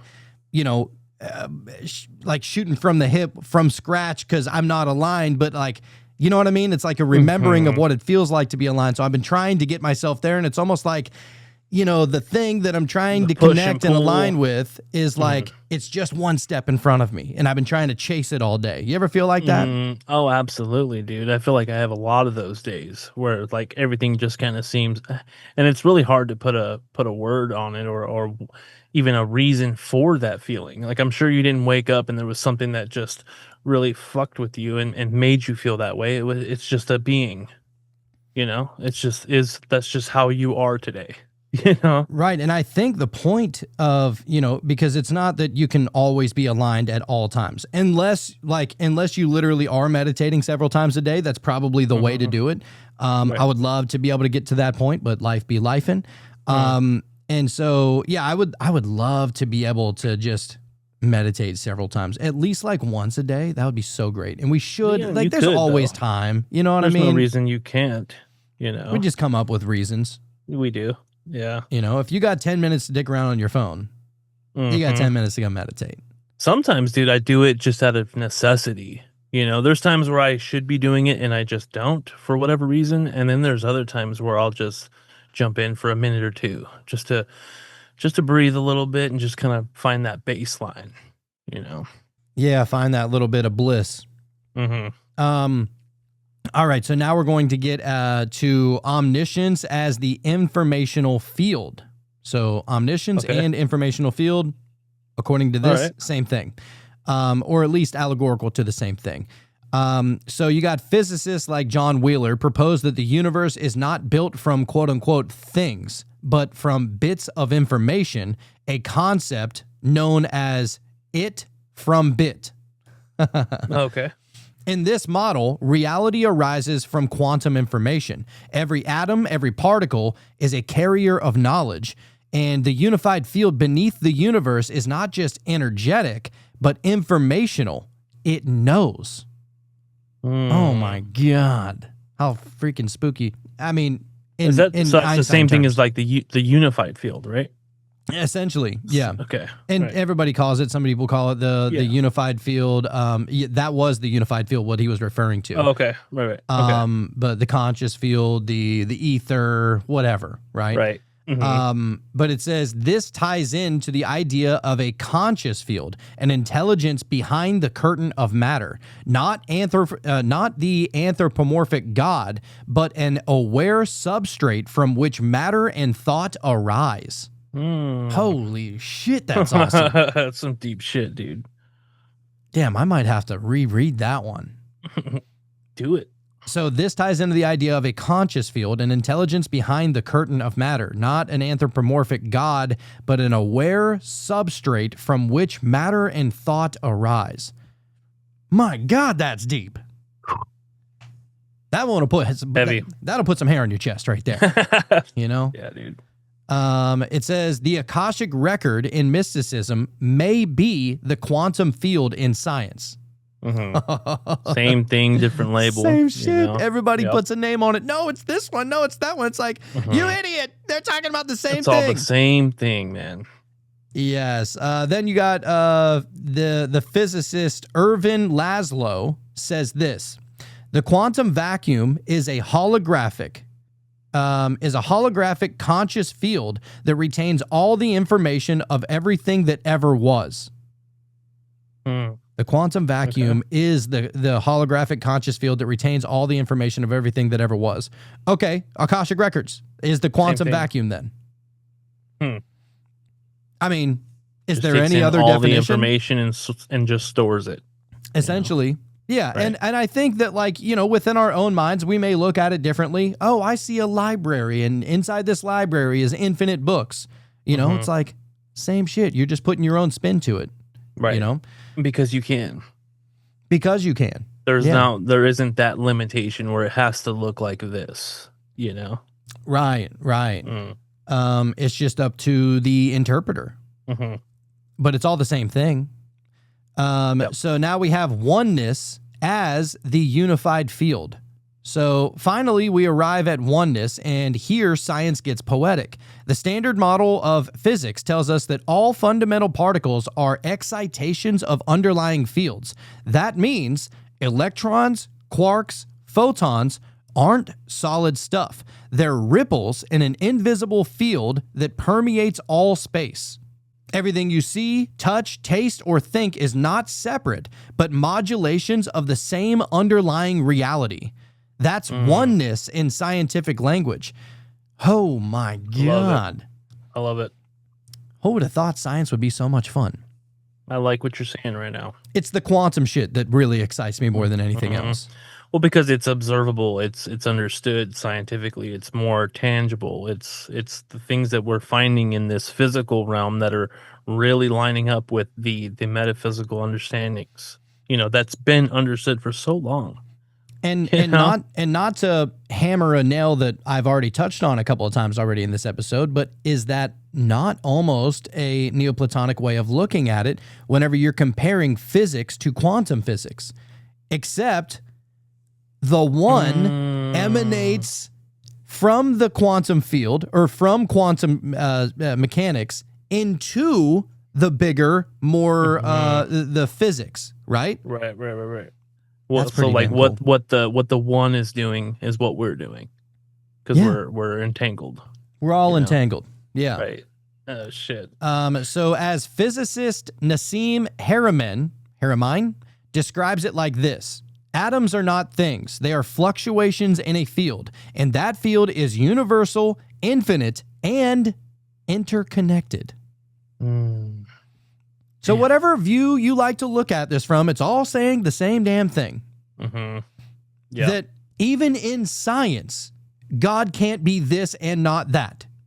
Even in science, and you want to call science, or you want to call God the quantum field or the quantum vacuum or whatever.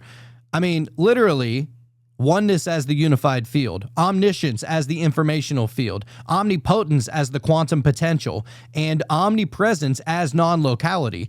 Science is describing what we are living in, and if what we are living in was created or encompassed or just all is one thing, and you want to put a name to that one thing, whether you call it God or physics or, the source or whatever, it is that. And so if that is that, then that is also you. Right. And it's not separate. It's kind of philosophical of you, I'm getting philosophical tonight, dude. Nextly, we have pure science, the cosmic mirror. So even when we strip away spirituality and mysticism, science still points towards unity. Everything is made of atoms. Atoms are made of subatomic particles. Subatomic particles are quantum wave functions, and quantum wave functions exist in a shared field. That means that at the root level, we are all the same damn thing. Same thing. I love it. We're all one thing. Cook, man. Oh yeah, get me in the kitchen, baby. Love it.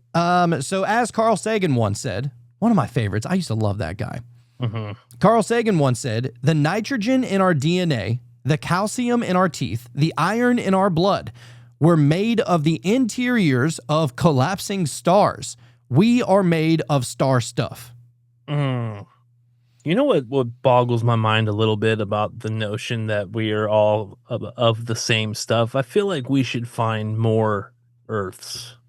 Isn't that interesting how we seem to be, at least as far as we know, somewhat special? In this, I would say that maybe in this dimension, there's only one. Just like, in this dimension, maybe there's only one Sean. Right. There's only one your wife. There's only one your dog kind of thing. And it's not to say that, people, like everybody has a doppelganger, so they say, or two or three doppelgangers or whatever. But, it just because somebody looks alike doesn't mean that they think alike and they are alike and they have the same interests and all that kind of stuff. So But yeah, Yeah, I just find it fascinating. If we're all made of this stuff that's just so abundant throughout the entire universe, like there isn't a whole lot of other stuff, and so we're made of that. Why isn't there more of that happening?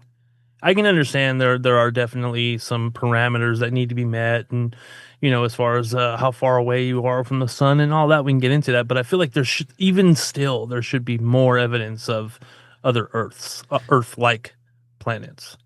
You know what I yeah, mean? yeah. I mean, I don't, dude. To be honest, I don't even know what I believe about space and planets and all Yeah, that that's kind right. of stuff. Like, Mhm. I think that, I think whether there is that, and I'm not closed off to that possibility. Like all of Mhm. that, and I know I might even seem still silly whenever I question planets and stars and galaxies and all that kind of stuff.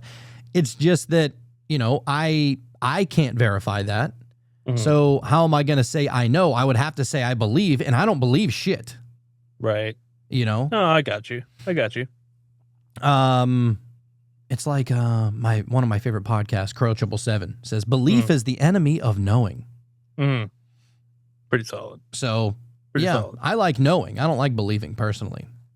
Like there's power in belief. Don't get me wrong. I think that that's one thing that we discovered is that there absolutely is power in belief. That is the battery that makes Mhm. everything go. But to believe is not to know. Right. You Right. know. Mhm. So as physicist Neil deGrasse Tyson says, the most astounding fact is that the universe is in us. There it is. There it freaking is. It says, you don't need religion to believe in oneness. Reality itself is screaming at every single level. Yeah, buddy.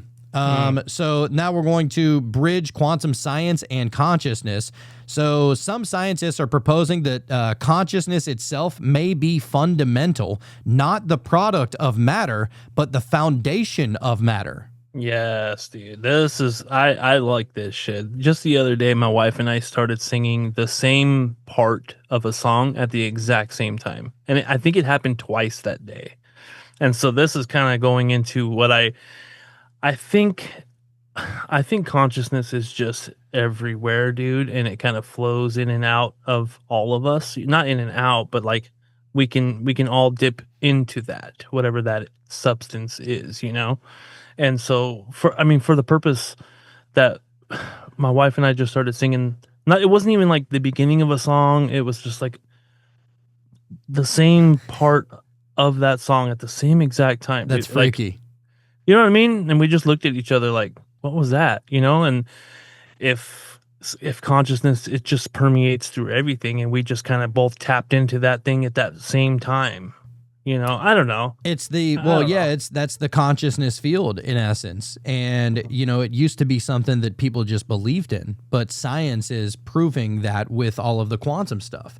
And Mhm. it's like, is it crazy for somebody living in Pennsylvania in December to have two people right next to each other freezing cold? Like, no, it's going to be snowing outside, two people in the same house, or if they're in the same front yard or whatever. Let's just say that they're outside, they're building snowmen, right? Okay. Two people are outside building snowmen, and they both look at each other, and one says, I'm cold, and the other one goes, oh my God, me too. It's like, well, Mhm. duh, you're in Right, the right. same environment. And Okay. whereas this, it's like, yeah, you picked up on what she picked on because you're so interwoven that Right. you're picking up on the same field of consciousness and the Right. same, the informational field that Right. it's like, I believe that eventually humanity is going to get to a point where that's not spooky anymore. hmm It's If going to be understood. I think that it's going to be, because it'll be Right. like, oh, I was just thinking that. Oh, I was thinking that too. Oh, okay. What do you And then think about that's it. Yeah. Right. Yeah. And it doesn't go any further, but when that happened, I just sat there and I just started thinking about that. And I was like, okay, what is that just caused us both to do the same exact thing at the same time without planning ahead or even looking at each other? We were both kind of doing our own thing, but kind of in the same room, and it just happened, dude. And I was like, that's fucking weird. And the weird thing is that shit probably always happens, but the fascinating part is whenever you're both like, you both catch on it, Like Mhm. it's that you're both experiencing the same epiphany type of moment. And that's really where the magic is, I think. Like Mhm. the magic, it's the awareness of said Right. event, you know? Yes. Hmm. Yeah, because we Um, could have just like ignored that, and but we both were like, "Whoa, that was a trip." Yeah. I wonder how often that happens when we're not even in the same room. Probably a lot. Like similar thoughts or similar things like that. I'm sure it happens all the time. Oh, dude. And lately I've been waking up like, and it used to happen to me all the time. And then it stopped for a little while. And then it started again, like every day over the past, week and a half, 2 weeks, to where I wake up and there's a random song that I haven't heard in forever in my mind. Hmm. What is that?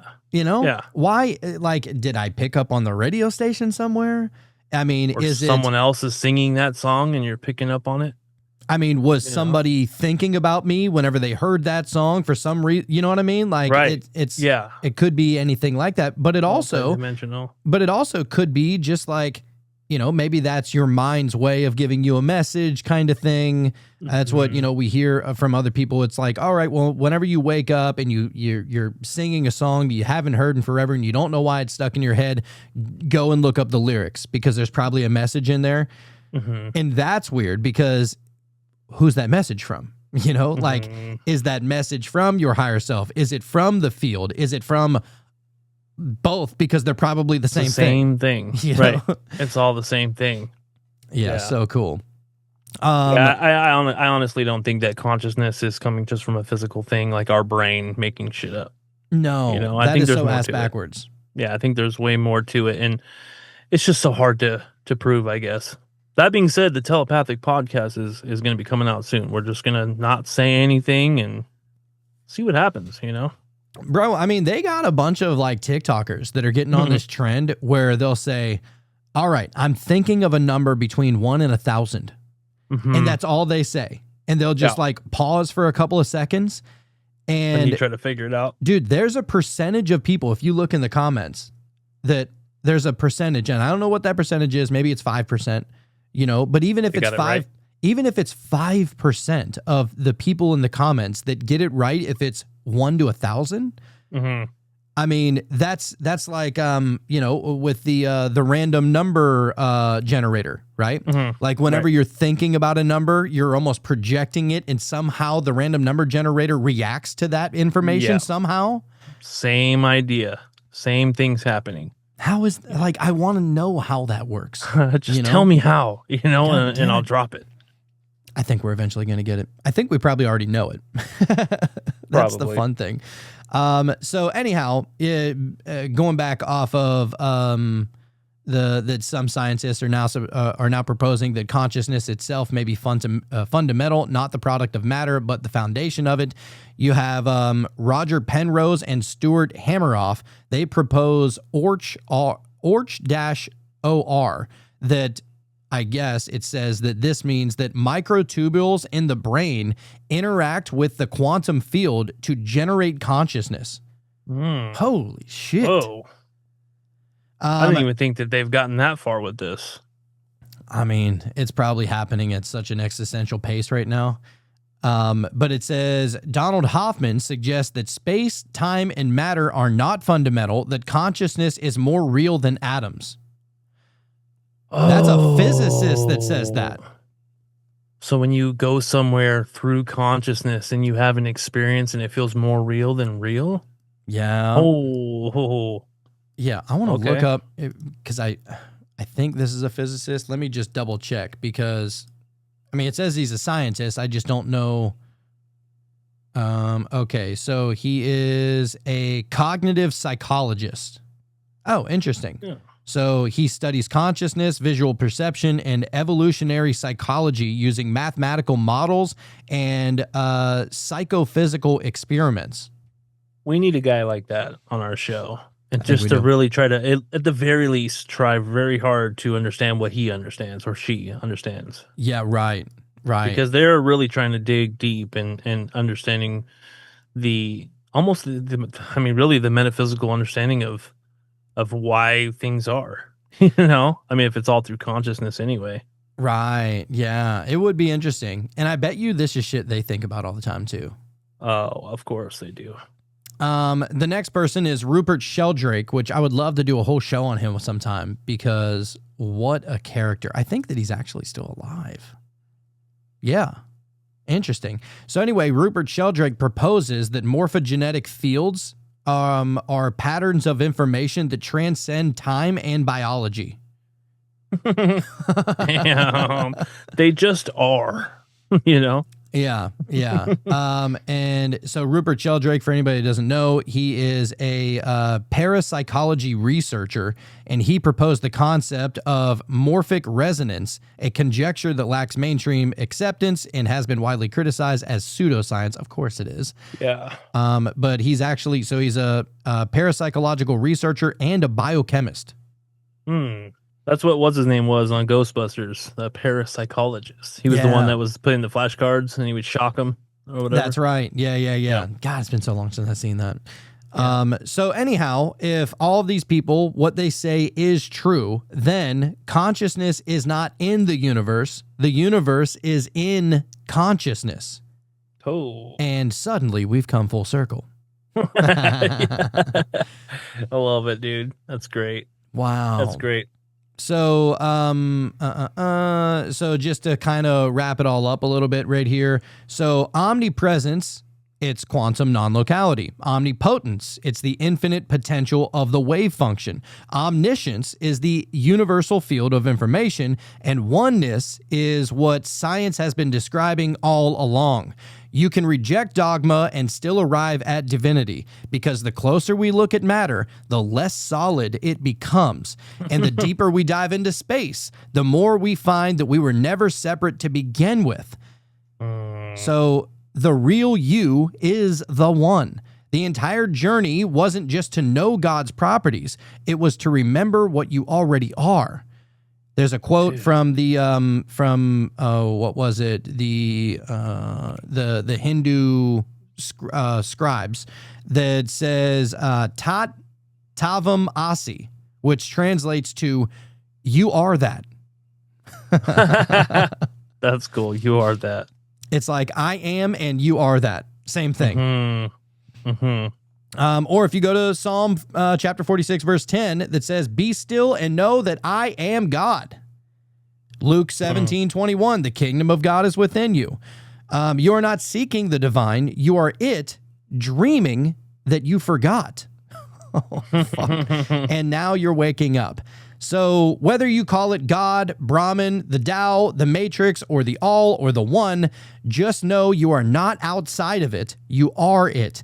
This is the truth beneath every doctrine, every ritual, and every religion. There is no separation. There never was. You are not part of the universe. You are the universe having a U-shaped experience.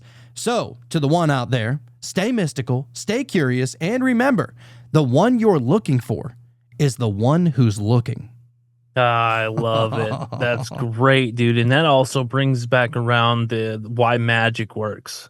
You know, like all this shit that we've been doing and coming to understand. Like all of this stuff works, man, because we are that. Because you are that. Right.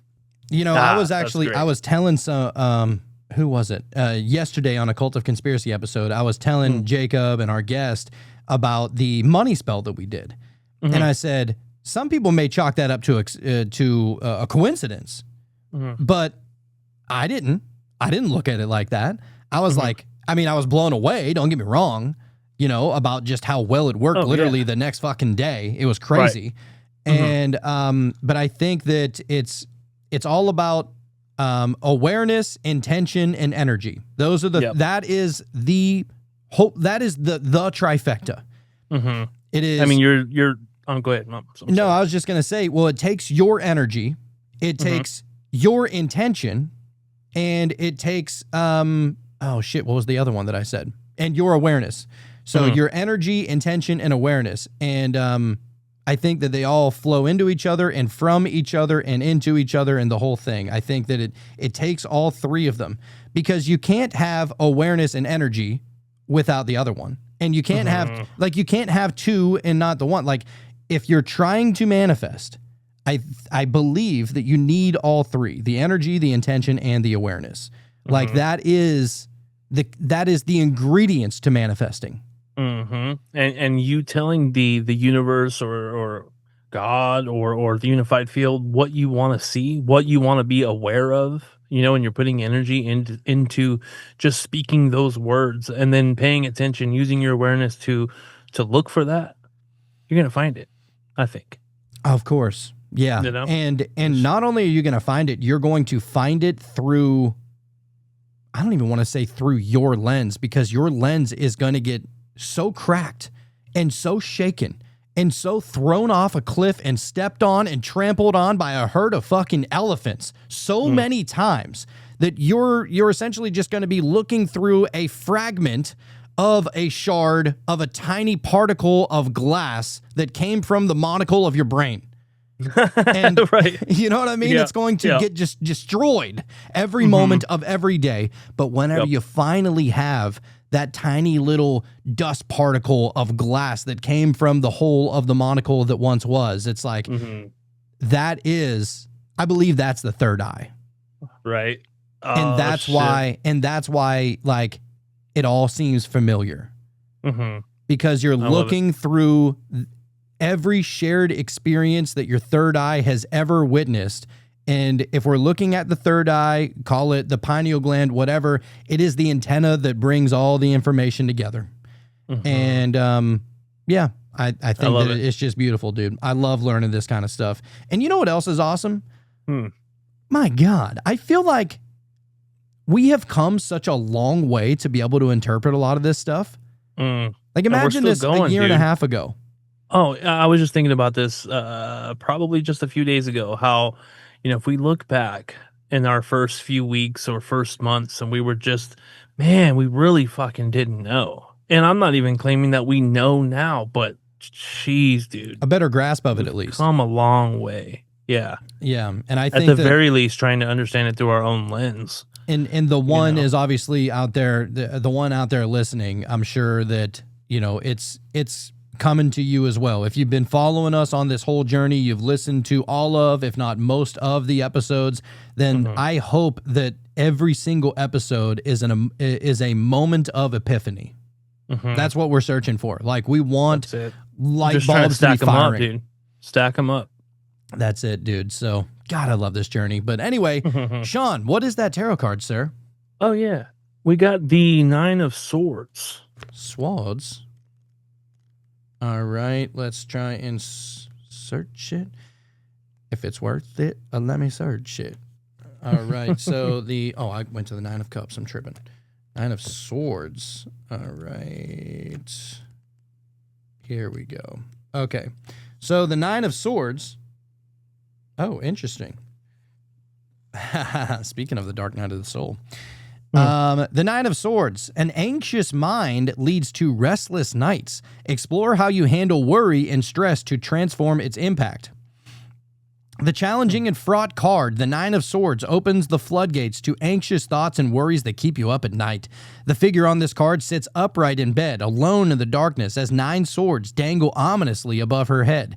Are these swords real, or are they imagined worst-case scenarios? The blanket that covers her depicts red roses, symbolic of love, showing that there is compassion surrounding her if she would only uncover her eyes and see.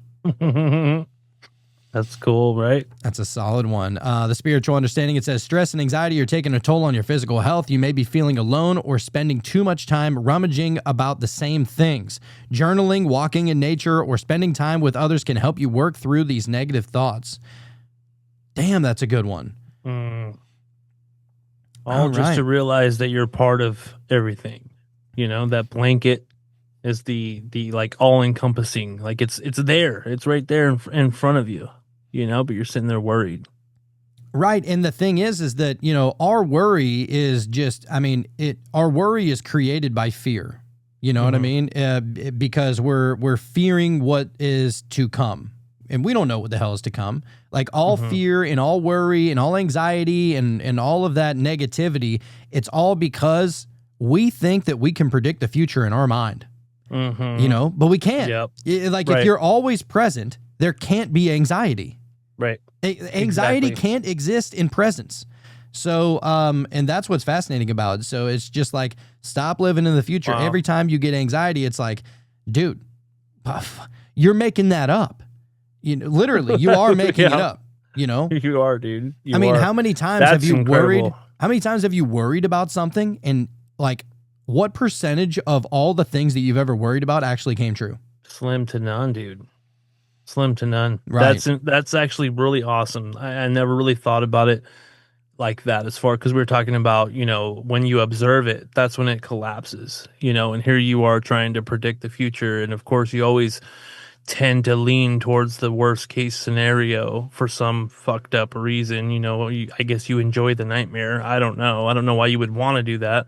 Maybe you tell yourself you're preparing for what's to come, but all it is just an infinite potentiality of what could be.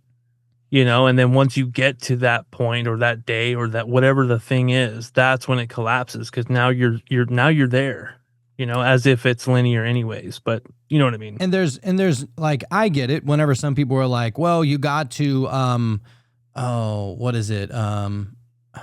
Prepare for the worst but hope for the best kind of situation, right? And I don't think Right. that there's anything wrong with preparing for worst case scenario. But if it is causing you anxiety, and it's causing you to get out of the flow of which you're supposed to be in, then it's not necessarily a tool. It's more of a monster in the closet, and now you're stuck in bed. Right. But what is interesting about this card is the numerology of it, because it's the 9 of swords, right? The 9 means nearing completion. 10 is complete, right? Right. And of Right. course, as Which soon is as you get, ultimately just one, right? which is ultimately just one, yeah. So once you completed, it's like, the Fool can go all the way, go the full distance to the World card. But the World card essentially is a place for the Fool to start. And so it's like, even this card saying, like, your anxious mind leads to restless nights. Explore how you handle worry and stress to transform its impact. 9 is nearing completion. So even whatever you're worrying about, no matter what, it's always almost over. Because it's over whenever it comes. You know what I mean? And like, Right. even if you did imagine the worst case scenario, and that worst case scenario did manifest in real life, well, now you no longer need to worry about it because it already happened. And, and that obviously that's way ends the easier worry. said than done. Right, but right, it of does course. end your suffering. You Yeah.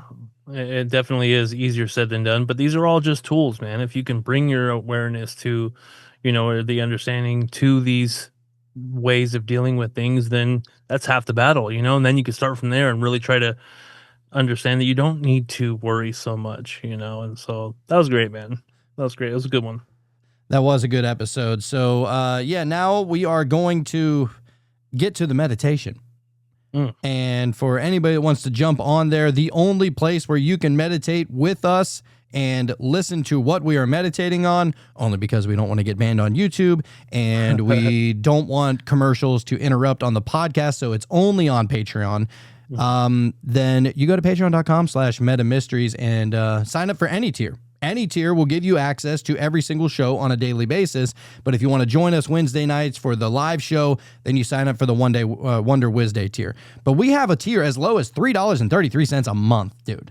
$3.30. That's like, I mean, what is that? Like, that's a gallon of gas in most states. I was gonna say, I don't even think you can buy anything anymore with $3.33, to be honest. Even the dollar store. I don't even call it the dollar store anymore. That's the $1.25 store now. Yeah, You know what I'm saying? Right. Plus tax. Plus Yeah. tax. Yeah. Yep. So $3.33, you get the shows a couple of days in advance. It's completely commercial free, and you get to see all of the video if you're more of a visual type of person. So and it's the best way to be able to support us, even just outside of that. So even if you're not interested in any of those things, that would be the best way to support us.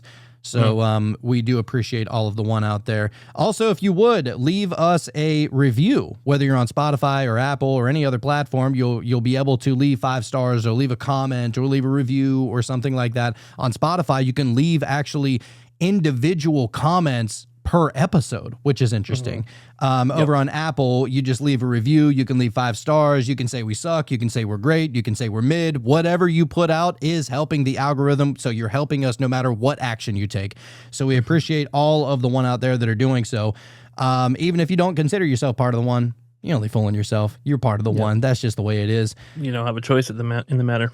You ain't got no choice. So yeah, leave us all the good things. Also, if you want, you can come follow us on YouTube. It's youtube.com/metamysteries. That link's also down in the show notes. Go subscribe and like, some videos over there. Comment on certain things if you can. So, I mean, I think there may be commercial interruptions over there. And also there's, so what comes up on YouTube comes out the same day on the podcast if you're listening on the Cult of Conspiracy. So if you're listening to this episode on the Cult of Conspiracy on the day that it drops, just know that it already dropped on Meta Mysteries podcast yesterday, and it already dropped 2 days before even that on Patreon. So Patreon's the all-inclusive thing. So, yeah, whatever you guys want to do, we appreciate it. We're also on Instagram and TikTok, so go ahead and check us out over there. We appreciate all the love and all of the support. We have a lot of people out there that are saying like, man, I just love your show. Like, and everybody always says, how is it that whatever comes to my mind, somehow you just know to do a show on it? There's the unified field, dude. We were just talking about it. I think we might know now, or at least we're closer to knowing. Because God is in all things. That's why. That's it. That's it. Welcome to the game, baby. But yeah, we're going to get over to the meditation. So come check us out over there on Patreon to join us on the meditation. But if not, then this is where we leave you. And what we like to say is if the Omni came here and taught you anything, it's that you don't know what you don't know. So don't just get weird. Stay weird. Open doors inside your mind. Leave the ordinary far behind. Colors swirl and stars align. In the meta mysteries you'll find. All right, Sean, what you think about that one? And we're back. Dude, that was great, man. My body went to sleep. I'm almost certain of that, dude. I felt so relaxed. That was nice, man. Yeah, that was great, dude. I really enjoy those tones. It's like every time I hear 963 hertz, I just imagine being in the ocean in the dark. I felt like it got me there quick, man. Within minutes, dude. Just there. You know what's funny too? Off air, Sean asked. He was like, "Dude, can we just make this one 10 minutes?" Because you worked all day and stuff like that. Dude, I opened my eyes whenever it was at 9 minutes and 52 seconds. I was like, knowing, dude. Damn. Yeah, man. I don't know. I just I was in that zone, dude, where things start to appear to me. Obviously, it's still like I can't make any sense of what I was seeing, but there was an experience I had just recently, man, and it just reminded me of it. And so basically I was pretty much just trying to go to sleep, but as I often find myself in some sort of meditative pondering and contemplating, and it was really weird because right before this thing happened, it seemed like I stumbled upon something, like some type of knowing or something, and then I bounced to this other thing, and I was connecting these things, right? And then before I knew it, I could see the room, but my eyes were shut. Not the whole room, but the ceiling, and I in full color, I could see the ceiling fan going with the light on and everything else, but I was faced away from it. So it definitely wasn't me opening my eyes ever so slightly and catching a glimpse of something. I wasn't facing that direction. I don't know why that keeps happening in particular. Is it the last thing I looked at right before I got into that meditative state and then I saw it? Or is it that my consciousness itself is showing me that because I'm tapping into outside of my normal ways of seeing? You know what I mean? I don't know. It's very strange. Dude. It was so realistic. It was right there. Well, it's like the man that could see without his eyes, right? Exactly. Like Yeah. he was able to use his other senses to be able to see for him. So maybe that is what your other senses are picking up on. What that is, right? Yeah, because it dude, and it wasn't. It's weird because it wasn't my full field of vision. It was like my eyes were closed, everything was dark, but then just this little, almost like a cloud bubble of like maybe it was going to fully develop and become my full field of vision, but it was just like this in this little area that I could see that going on. It was just the fan, and I was like, I'm still awake, I'm still consciously aware. And I don't know, every time something like that happens, I'm like, okay, there's definitely something extra going on here, because it looked like what I would have seen if I was to just open my eyes, But then but see, that's the thing that gets me though. That's like, as soon as I really try to pay attention to it and go, oh, then it just disappeared and went away. So I don't know. Maybe other people have experienced that, but I don't know. It always seems like when I'm into this like deep contemplative state where something like that happens, where I'm not even necessarily trying to do it, it just happens. That's like even what the remote viewers say. It's like once they find out that they are doing it, they just suppose that they can, and so they almost get a little cocky about it, and then they can't see it anymore.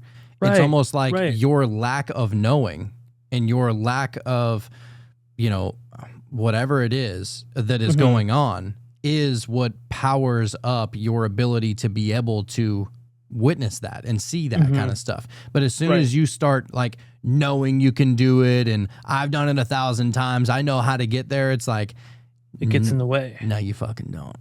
Yeah, it gets in the way. Yeah, I don't know. I don't see, other than just knowing that that's something that is possible, I don't know what I would have gotten out of that. Like, okay, I got to see an aspect of my bedroom, but I really don't think it's my subconscious mind or my mind filling in the gaps, because maybe I can hear the fan going, and so it's like, okay, let me give you a bit. I don't think that that's what was happening. I honestly think I was seeing that in real time, Yeah, it's possible. Yeah, I mean, I would say you probably were, because what else would you be seeing? Right. Yeah, and then just recently before that was that little somewhat of an out of body experience, and so I don't know, man. I think once you start doing these things, then it's like, but don't try too hard to do it.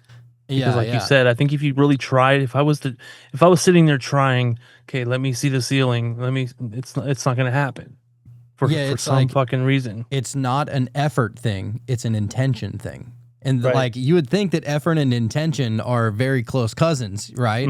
But like, you're not trying, and like, it's not like you're flexing your muscle to be able to get there. It's just that you're setting an intention. Very, very simple, very easy.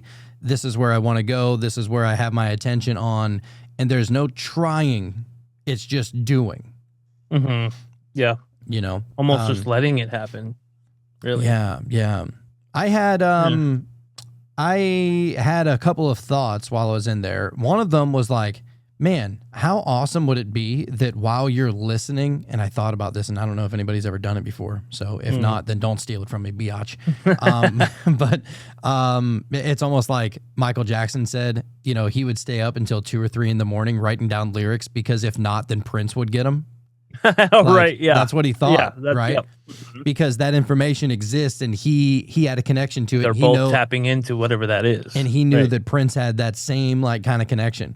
But I thought like, man, how awesome would it be that while you're listening to a meditation like that, and just in the whispers, almost as if it's in the corner of the room and in the background kind of thing, you hear Dolores Cannon say something, just like a one-liner kind of quote, Yep. And then every time you hear it, it's almost like, ugh, now I'm deeper in meditation, It's like something like that. Or maybe you hear whoever your favorite person is, or maybe somebody, gets like AI voice to like say a Jesus quote or something like that.